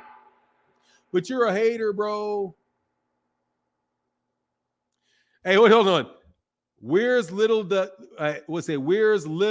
did that 5 points for? I said, Fanon, I just came in on from work, and you just said something. I tell my son when I said leaving the girl first is the first. You so damn smart, boy. You so damn right, boy. You smart. Yes. If she leaves you, you're cooked. If she leaves you, you are cooked. That's a fucking wrap. You know what I'm saying? Unless you got kids or something with her, then you got a chance. But you got kids or something binding her. You to the responsibilities, the daily responsibilities. But if you're single and she leaves you, bro, trust me, that's it, bro. See what I'm saying? Hard to argue with a lawyer. Hey, man, I'm just telling you, man, it's hard to argue with logic, bro. Fanon, the writing on the wall, I agree with your logic on walking away, but Spence can't. He about action, right? Will Bud is about competition and being toxic with Spence, needs that last belt for legacy. Hey, man, much love in that super chat, bro. All I'm saying, hey, look, Errol, if Errol will literally be miserable in his life if he does not get that fight, do whatever you need to do to get that fight, because that's not his best alternative. It's not. If his best alternative is retire, you know what I'm saying? Like, no, I just don't want to do anything else. Then he's got to do what he's got to do to get the fight. You know what I mean? You can't negotiate with air. If you need it to live, dog, you can't negotiate with the air. The air is a side in your life. You ain't negotiating with it. If you don't have air, dude, you're gonna die. It's like, I love you like the air I breathe. Yeah, that means you the A side. If you can't, but if that's the truth, that his competitiveness and his desire and all of that stuff, it's just that's what it is, then doing something else is terrible for him, then he's got to do that. Right? And then, but in that instance, remember, in that instance, Bud is the A side. Right? You have all the money in the world. You can have all the money in the world, bro. If the air don't fuck with you, you dying. If your body stops, if your body stops being able to process air, you're dying. It don't matter how rich you are. Right? So you better learn you better do whatever you need to do to be able to continue to learn to breathe. Okay? So that's just what it is, man. And then people always talk about A side, B sides. I'm telling you, that's the core of it. That's the core of it. What will they do if it doesn't happen? Jeff Brooks said, I think Bud takes a pay cut on every future fight with Top Rank out and PBC out. Much love in that super chat, bro. Hey, man, I don't know, man. Yeah, dudes, hey, dude, they sick. I know you Bud fans don't like me, but leave me alone. Stop calling me a hater. I never really did this before. But I'll tell you exactly how to stump y'all. Tell y'all no. See you later, homie. Yeah, go to Triller. Nah, Tom Brown promotion fights all on the PBC. They're not giving no advances over there, Tom Brown. He said, for now, Bud about to do some exhibitions in Dubai. Yeah. Go fight for the UFC. He can go wrestle in the UFC. He can go do some exhibitions in Dubai or whatever. Whatever it is what he can do. But on the real, nah. And don't tell me these guys don't think like that, bro. They think like that. Trust me, they think like that. That's knowing the game right there, bro. They think like that. Hey, man, look, where are we at, bro? Again, thank you so much for everybody in the chat and the super chat. Can y'all get the likes over 700, man? It's nice to see so many of y'all in here, man. Bless 365. Y'all hilarious. He said, man, y'all stop riding, bro. Sir the Rule said, Crawford's team is full of ish. Hey, I can't speak on it, bro. I can't speak on it, brother. Man, I can't speak on it, bro. I can't speak on it. We will find out whether or not they full of it or not, bro. All that, man, just be patient. Dude, and I don't ever say her name. When Letitia Crawford said, just be patient, I was like, all right. That's exactly when I got that idea. Don't be patient. Errol need to be a lot less patient. He need to be a lot less patient. He said, y'all going hard today. They don't like it, bro. Stating facts mean you work for PBC now for 9. Did you know that? Oh, yeah, I've been working for the PBC forever. But I ain't gonna lie, bro. Look, dude, she gonna give you it or she ain't gonna give it to you, baby. I ain't waiting around. I hate to go full like noob mode on you. But nah, dog, like, it's been a week. What you talking about? We've been on 3 dates. It's been a week. Nah, babe. You pimping me for dinners. I'll see you in a month or something, man. Holler at you. Like, see ya. Holler at you. They'll change their mind if they was playing with you. If they wasn't playing with you, they're going to go on about their business. Be like, hey, figured that one out. Nah, dog. When his sister said, y'all just need to be patient. It'll be worked out. Be patient. No. Then the other side should have immediately went to, oh, okay, you want us to be patient. No, we're not going to be patient. We're going to get to the end of this, bro. Nazi Dread said, no, not nuke mode. Yeah, that's full nuke mode, bro. That's full nuke mode right there. You're like, it's been 3 weeks. We've had 5 dates in 3 weeks. You either know what's up or you don't know what's up. What's up? And if it ain't up, no worries. See you later. Next. Next. In a heartbeat, man. Come on, man. Y'all are tripping. He's saying you tripping talking to cats for 4 or 5 months. For what? They already know what they're going to do. Please. Hey, the Flatbed Shad said Don King would have had his fight booked and ready to roll in Dubai around Thanksgiving with Ennis, with Thurman and Ennis on the undercard. Payday for everybody. You know that, bro. What did he say? Hold on, I gotta hear what this people what she said. Bitches don't use those, hoes do, but you ain't like them. Oh, it's so funny. Hey, look, I don't know what you're talking about on that, man. I'm sorry, I don't get that one, Angie Wise fool. That's not me. Now I'm a married man. I'm just telling you, like back in the day. Like back in the day, please, man. You ain't doing all of that negotiating, man. Come on, man. Facts over them feeling champ. No worry about it, bro. Absolutely. Jeff Miller said, y'all say Rolly talking trash to Ryan. That boy trying to get cooked by everyone. Oh, Rolly is talking. Oh, yeah, Rolly. But Rolly, I thought Rolly was riding. I thought he was one of them. I thought that was his boy, Ryan Garcia.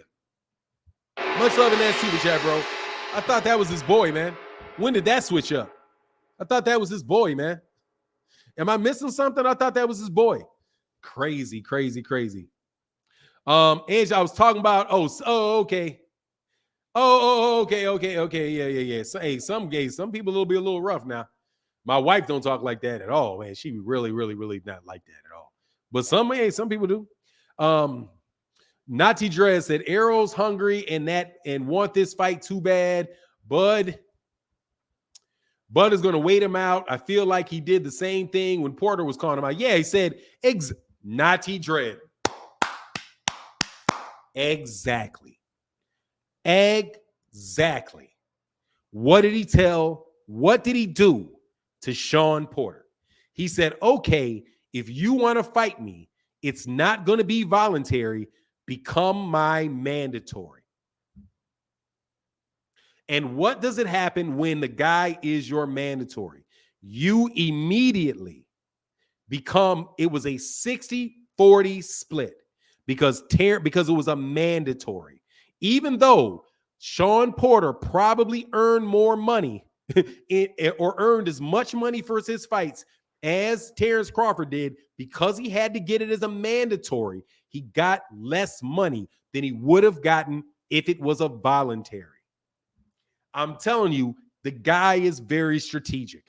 And just pointing that out, I had never really thought about it before. I'd always thought about it in the context of him doing it like he didn't really want the fight. But as you mentioned it, that particular move and making somebody come as a mandatory dictates how much money you're going to get. And Bomac said that, bro. Bomac and those guys believe in making multiple smaller paydays than one big fight. No joke. He said, look, if we're going to get all this guaranteed money, why would we say no? Errol's living paycheck to paycheck. He's only but what he meant by that was not that he was living paycheck to paycheck in actuality, because he's not living paycheck to paycheck. One paycheck is so big that he can have money from 3 paychecks ago still sitting in his bank paying his bills. So obviously he's not living paycheck to paycheck. What he means is his next paycheck isn't promised. His next paycheck isn't promised. According to that logic, Muhammad Ali was living paycheck to paycheck. Floyd Mayweather Jr. was living. Actually, Floyd Mayweather Jr. got a 6-fight deal, but they wanted the multi-fight deal. Those guys are not above looking at this money, looking at it in monetary sense. You know what I mean? So anyway, that's just interesting stuff. I'm glad you brought that up because that's true. I just wouldn't let the guy out negotiate me, bro. What? Oh, Haney is crying? What's Haney? Haney be switching positions, bro. Haney, let me tell you something right now, bro. See ya, homie. You about to get tossed. See ya. Somebody gonna have Zenith 360 is gonna have to unblock you, Haney. See ya. All right. Zenith 360, if you feel like unblocking them, but I'm telling you, ain't happening, bro. Jose Valenzuela, much love. Oh, who's gonna fight Jose Valenzuela? Much love in that super chat, bro. Man, y'all wild, bro. Say they crazy in these comments. Yeah, they go crazy, bro. Yeah, you can unblock them though, bro. But I had to stop that, bro. I had to clip that. He went a bit far. Yeah, dog. You went a little bit far with I'm gonna get you. You got to go, bro. You got to go on that, brother. You're doing it. You're doing it. Jonathan Trotter said, for real, though, they get big mad when they have no more logic. What they get for defending that something stupid. I mean, they do that. They do this shit all the time. I don't think Bud is being stupid, though, at all. I don't think he's being stupid. I think he's a very bright guy. All I'm trying to tell you is, dog, this is really straightforward. Oh, you missed super chat. My bad. I'll go back. Bless 365 said, let me leave these people alone for now. Amen. Much love, Bless the 365. Yeah, y'all going hard. I'm not even reading them, man. I love this comment section. Guys got to know that's what's up. Jeff Miller said, Jose Valenzuela. I got him. Thank you. Thank you for the support, bro. It means a ton, man. Thank y'all so much, man. Phil Sloan, that's my bad. Oh, Jeff Miller said Ryu, not King Rye. Oh, okay. I don't know who. Oh, Valenzuela. Much love in that super chat, bro. Oh, okay. I didn't know who you're talking about, Jeff Miller. Thank you, bro, because I didn't see that.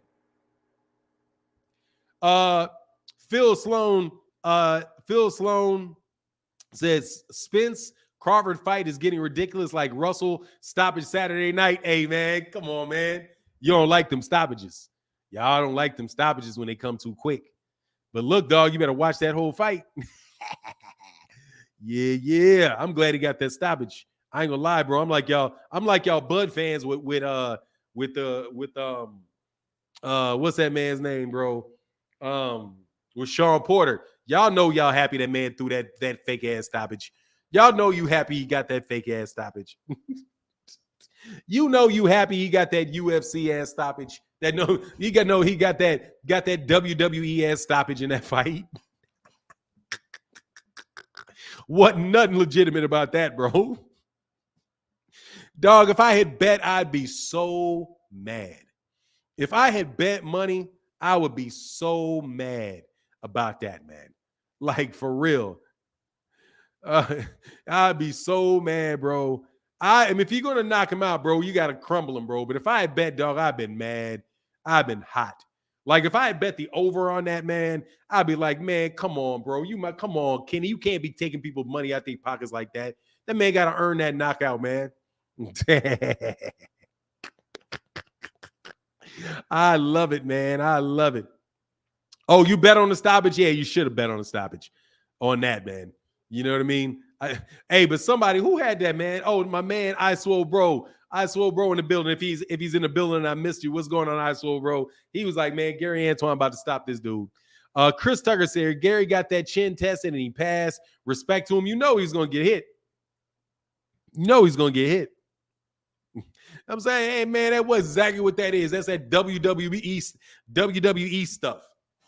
Hitting them with chairs and stuff. Oh, man, come on, man. Crazy, bro. It was going to happen sooner or later, than let it happen when it happens. You know what I'm saying? You can't, don't be, if you are one, I'm not saying that you are one and that you are doing it, because I don't know what each individual, unless I see an individual do it, you speak in generalities. But do not be one of the people that are saying that Gary Antoine Russell's knockout is fake, but then roll with the Kell Brook stoppage and roll with the because dude was definitely hurt, bro. Definitely hurt, bro. You know what I'm saying? Definitely. Yeah, it may have got stopped too early, but don't be no hypocrite now. JD said, hey, Fanon, they lucky John Gotti ain't here anymore. If they had money on that fight, Kenny would be swimming with the fishes, bro. Man, I'm telling you, man, that ain't right, dog. Take people's money like that. You turned a whole lot on that one. Like, oh yeah, man, he threw in the towels. Like, I've seen enough. Like, man, it's like it's like telling your kid to fake an injury, bro. 00 say, hey, look, man. 00 said Postall and Bartholomew were both stopped early. Well, look, 00s, when it happens to Devin Haney, I apologize in advance.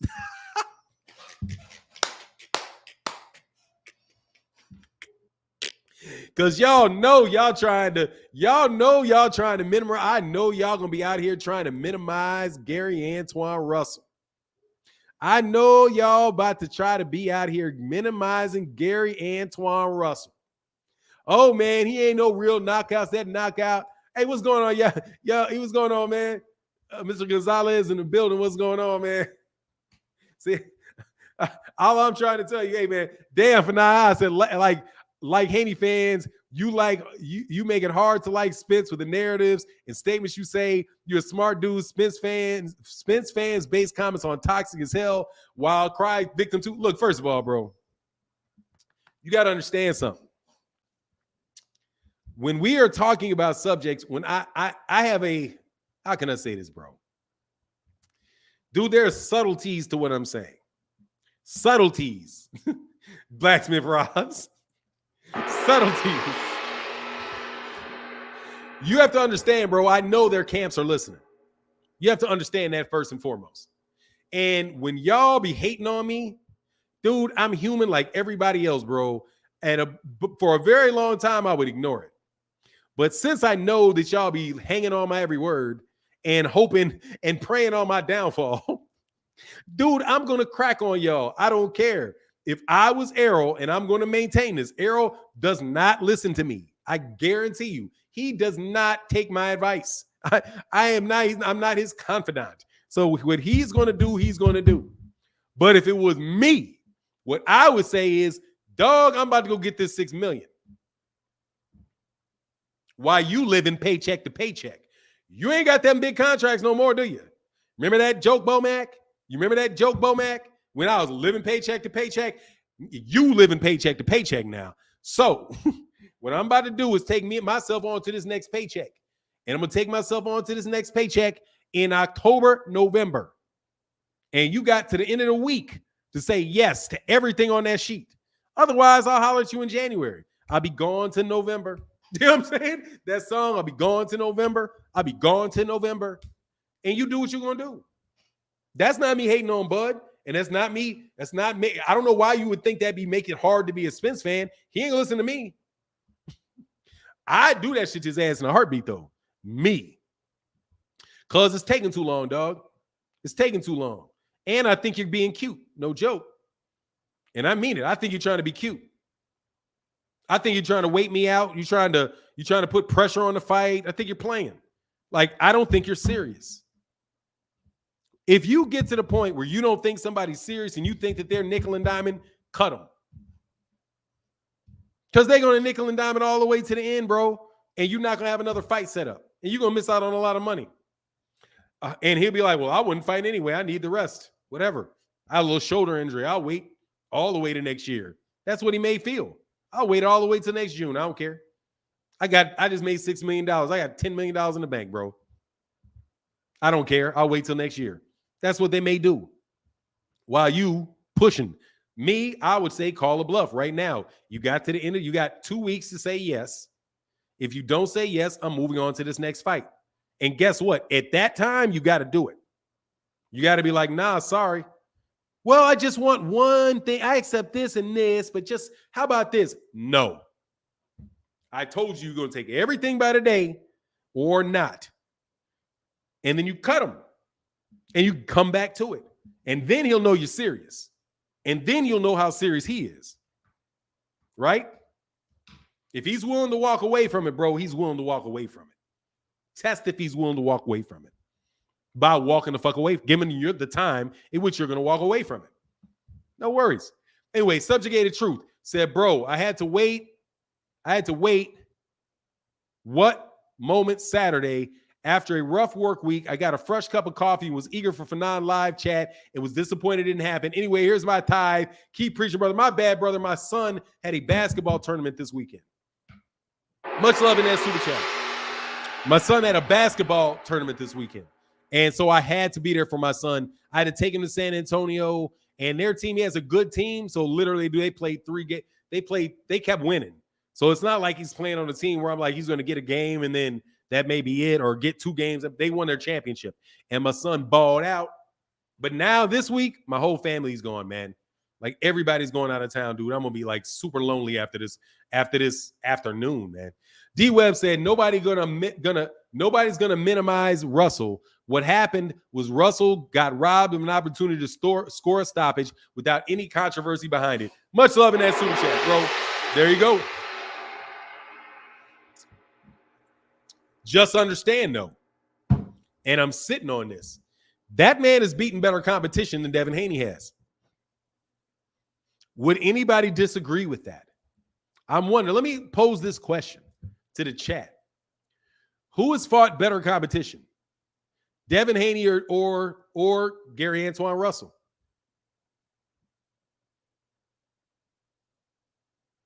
I need to know. Inquiring minds want to know. Put it in the chat and I'll be right back.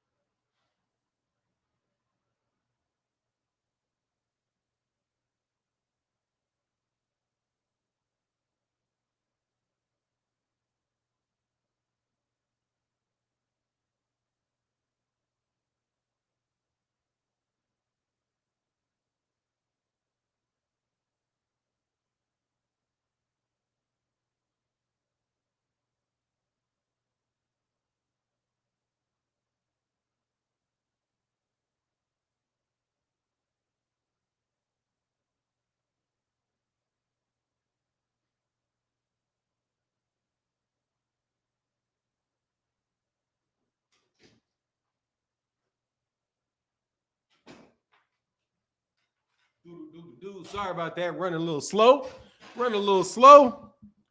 And we back. Gary Antoine. It's subjective on Devin. George Wood said, Devin, I don't, okay. Do you really believe that? Said, you talking about y'all walking into a trap. You know you are. Big time trap too. Tread-a-dap, dab, dab. Tread-a-dap, dab, dab. Terry Ford in the building said, hey, Garcia out here getting caught lying about his gate intakes and call outs. Yeah, man, first of all, he's fraud. All they doing is pubbing himself, bro. Much love in that super chat, bro.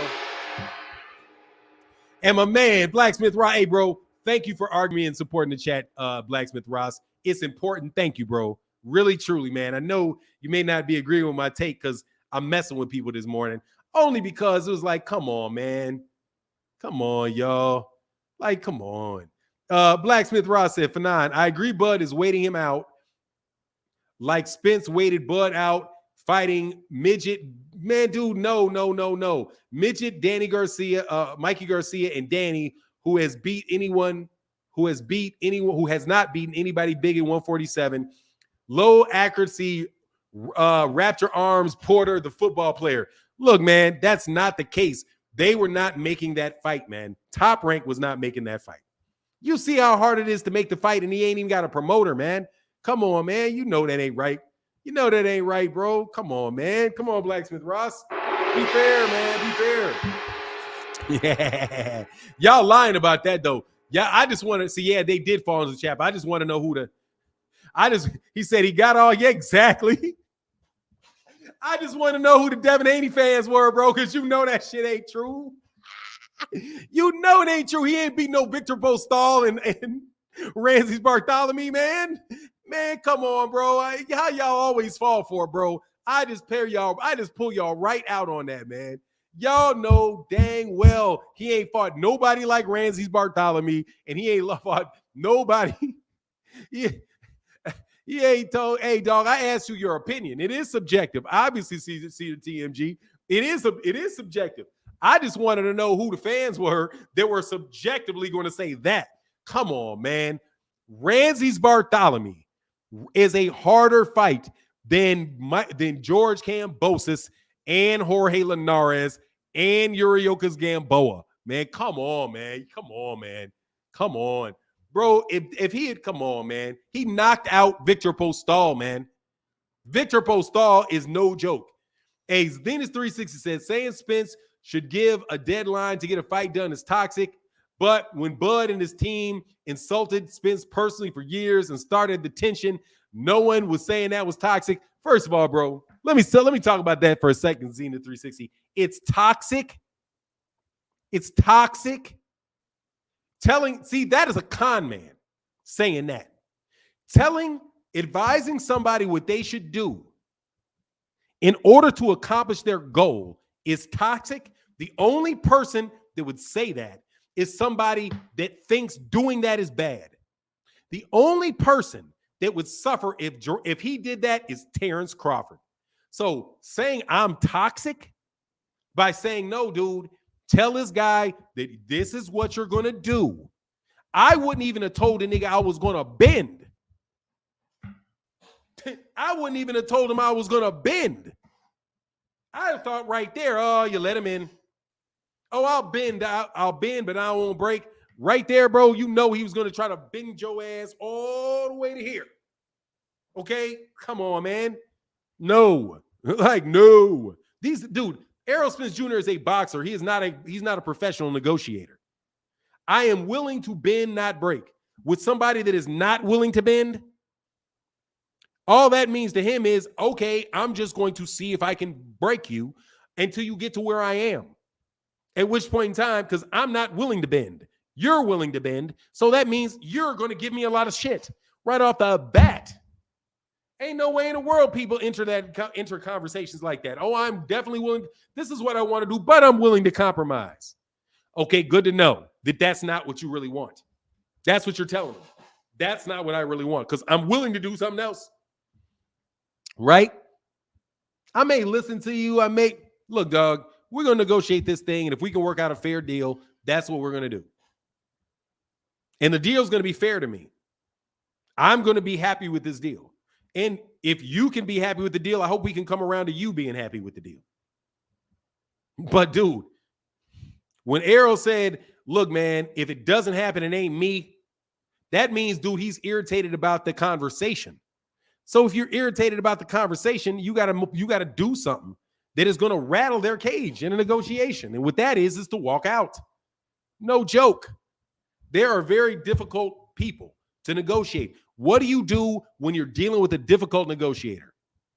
Somebody that may be trying to get personal with you, may try to get your emotions up. What you do is you walk out the room.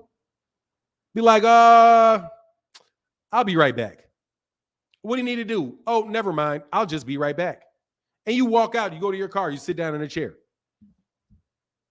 And you just sit there for a while you calm down. Because they clearly personally attacked you, but you know, why would they attack me? They attack me because they want to get me ruddled. They want to get me rough. They want to get me, what do you call it? They want me to get me mad. And so if I make a mistake, right, then we'll try to make up from this argument, or now I'm intimidated. Nah, let me get out of here. Let me leave this room for a little while and just go away. Walking away from negotiations, bro, is a legitimate technique to get what you want. It's legitimate technique to get what you want. It works. Just like getting people mad works. Just like putting shit out in the press about how he's robbing me, he's won more money, because that's what they're doing now, right? Bud isn't putting it out in the press, but his team is putting it out there that Errol's the reason. Errol's asking for too much money, right? Come on, man. Nobody gotta do. Yeah, you out of here, homie. You're not in my. Oops, sorry, I didn't mean to block you. I meant to. For now, do not blaspheme against their Lord and their personal Savior, Haney. Look, dog. Look, man. I might have rolled hard for Devin Haney, bro. If cats were not, that they just did too much. You guys doing too much. That's my son. Be like, you doing too much.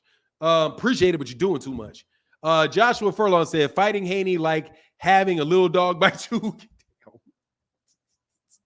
Where y'all at, man, talking that crowd, man? Much love in that super chat, bro. Thank you for that support, bro. But yeah, exactly, dude. But look, dude, I'm just trying to tell you, I'm looking from both people's perspective. If I was Bud, I would do exactly what Bud is doing. Perfect to the T. And I mean it. If I was Bud and I was advising Bud on how to negotiate his deal, I would tell Bud to do just what Bud's doing. Exactly what he's doing.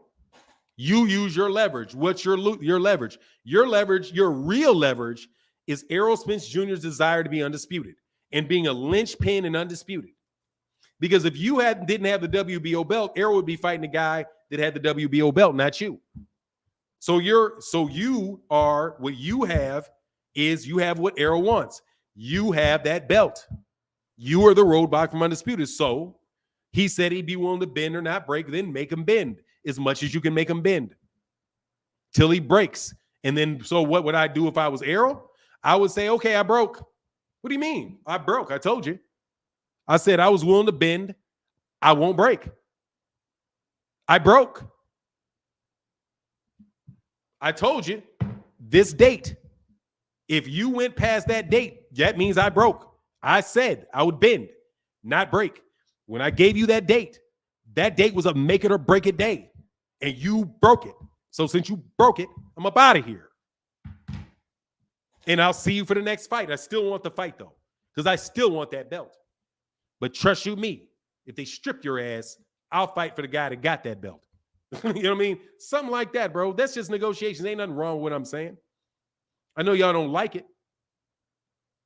I know you don't like it. The man said I'd bend, not break. It ain't up to Bud to when Errol's got to tell him he's going to break. I've broken. You broke. You took too long. I bent. You don't even have to forewarn him if you don't want to, but you should. Be like, look, man, this is it. This is my that's it. That's all we're doing. We're not doing anything else. Nothing. Nothing else. And you got 2 weeks to sign. If you negotiate, I don't care if it's the color of my gloves. If it is I don't care if it is the color of the ring card girls' skirts. I'm out. because you playing with me. I'm done. I broke. You broke my patience. Be out. Blacksmith Ross, I see what Zenith 360, but walking out isn't toxic advice. You missing some details. Art of War, you know your opponent. Spence hired a nutritionist because his weight was tough to continue. What was that? I see what Zenith 360 is saying, but walking out isn't toxic. It's not. Oh, it's not. It isn't toxic advice. It's not toxic advice. It's how you get the fight done. No joke. That's how you get the fight done. That's how you get it done. Much love, brother, in that super chat, bro. Oh, my bad. I missed it, though. The rest. He said, Art of War said, know your opponent. Spence hiring a nutritionist because his weight is tough to continue. But no, I mean, look, dude, knowing your opponent, when your opponent tells you that I'm willing to concede and an undisclosed or undetermined amount, that tells you got a lot of you got leeway, and you're going to try to test that leeway as much as you can test that leeway.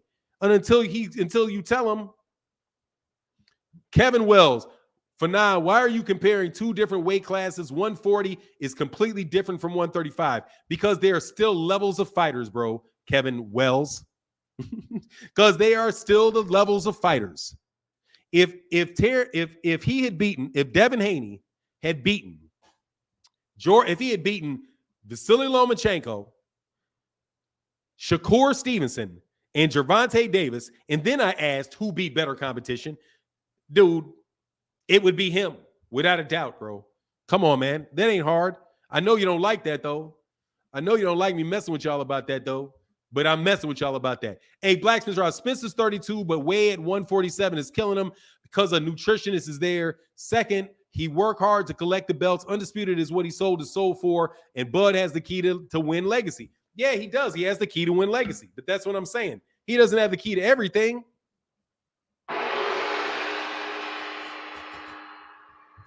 If it doesn't, look, man, if the guy is not willing to get you, is trying to pimp you, stop. Because that's where it goes both ways. Errol has everything Bud needs. Bud has nobody to fight. It is fighting no names that he doesn't either retire, fight some no-name dudes don't nobody care about, right? And have the potential of your numbers doing even worse than they were doing before, and you ain't going to get no money. Let Bud deal with the ramifications of his decision. It's simple. If you have gone far enough, you have got to go to your BATNA. Dog, it's not going to be the end of your life if you do not get that WBO belt. It's not the end of the world. I mean, trust me, if they were like, look, dude, and I'm not going to say this about Errol, but I'll be like, just some imaginary person, right? Who has a daughter. Be like, look, man, you got to give me your daughter in order to fight for Undisputed, right? I'm not saying it's about Errol because I don't want, his babies. I'm not talking about his babies, right? I'm talking about like some fighter got a grown daughter in some mythical universe. And he was like, yeah, I'll fight you, but you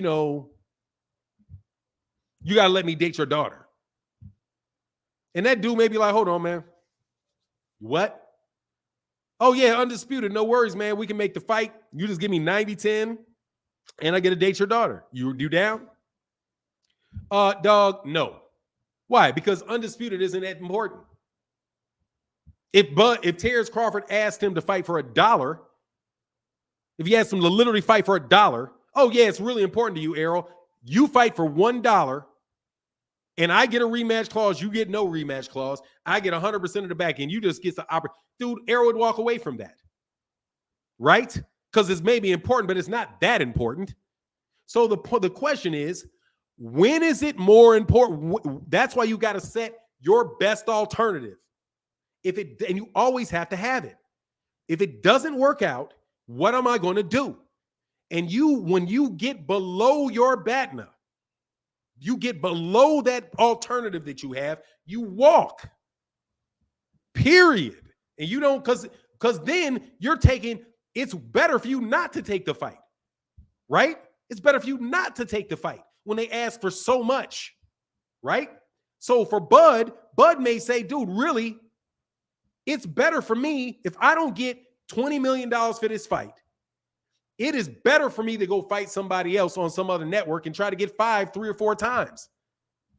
That may be better. And if Bud feels that way, Bud would be wrong to take the fight. Right? So what I'm saying is just set it, tell him what it is. And if he doesn't accept it, then you know he's going to go with whatever his other second best option is. And God bless him for doing it. And then I'm going to go do my second best option. And you can't hold that against me. I would have taken it if you would have taken what I needed. It's not like I'm saying, okay, I'm not going to negotiate at all. I want everything, or you know what I mean? It's everything or my, but no, if you concede, if you tried to work with them, however you can create value, but that value proposition was not enough. And one of them should be included the amount of time it takes you to make it. Because I got another fight I can make. You're not going to stall me out, and now I can't even have a fight this year. No. Dude, you got a certain amount of time where I'm going to fight this dude, because guess what? That's a cost. Hold on one second. Oh, my daughter got him. That's a cost of doing business. If what happens if they take, hold on one second.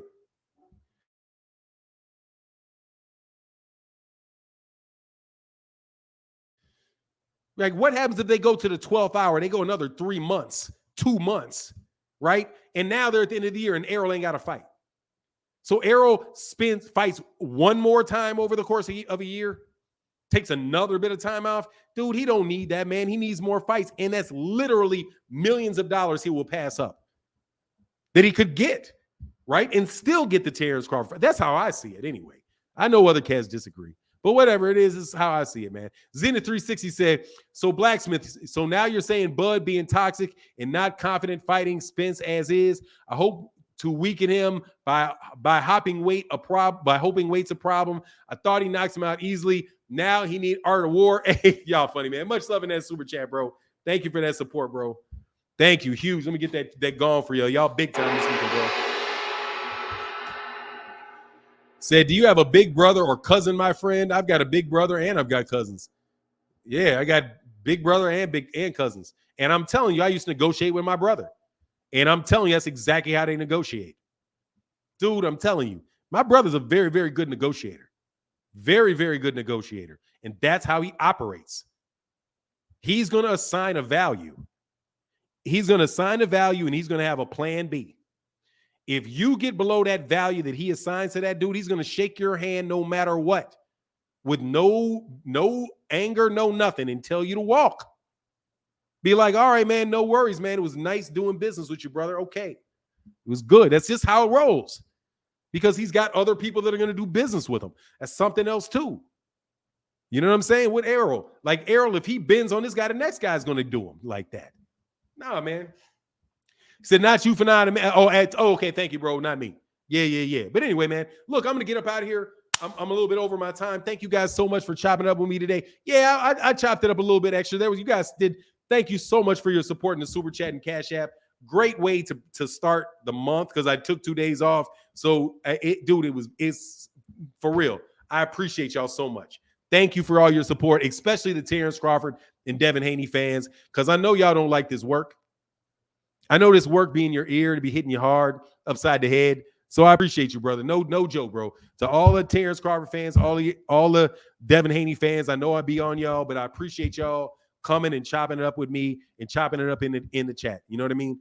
I really, really do. And I got a lot of respect for Devin. I got a lot of respect for Terrence. However, I will tell you, if their camp keep talking shit about me, I'm going to have fun with it. I'm going to make it fun. I'm not going to make it stressful. I'm just going to lean into the role. Like, if you continually calling me a hater of Terrence Crawford, I'm going to have fun with it. And I'm going to bust Terrence Crawford up, because I can do it.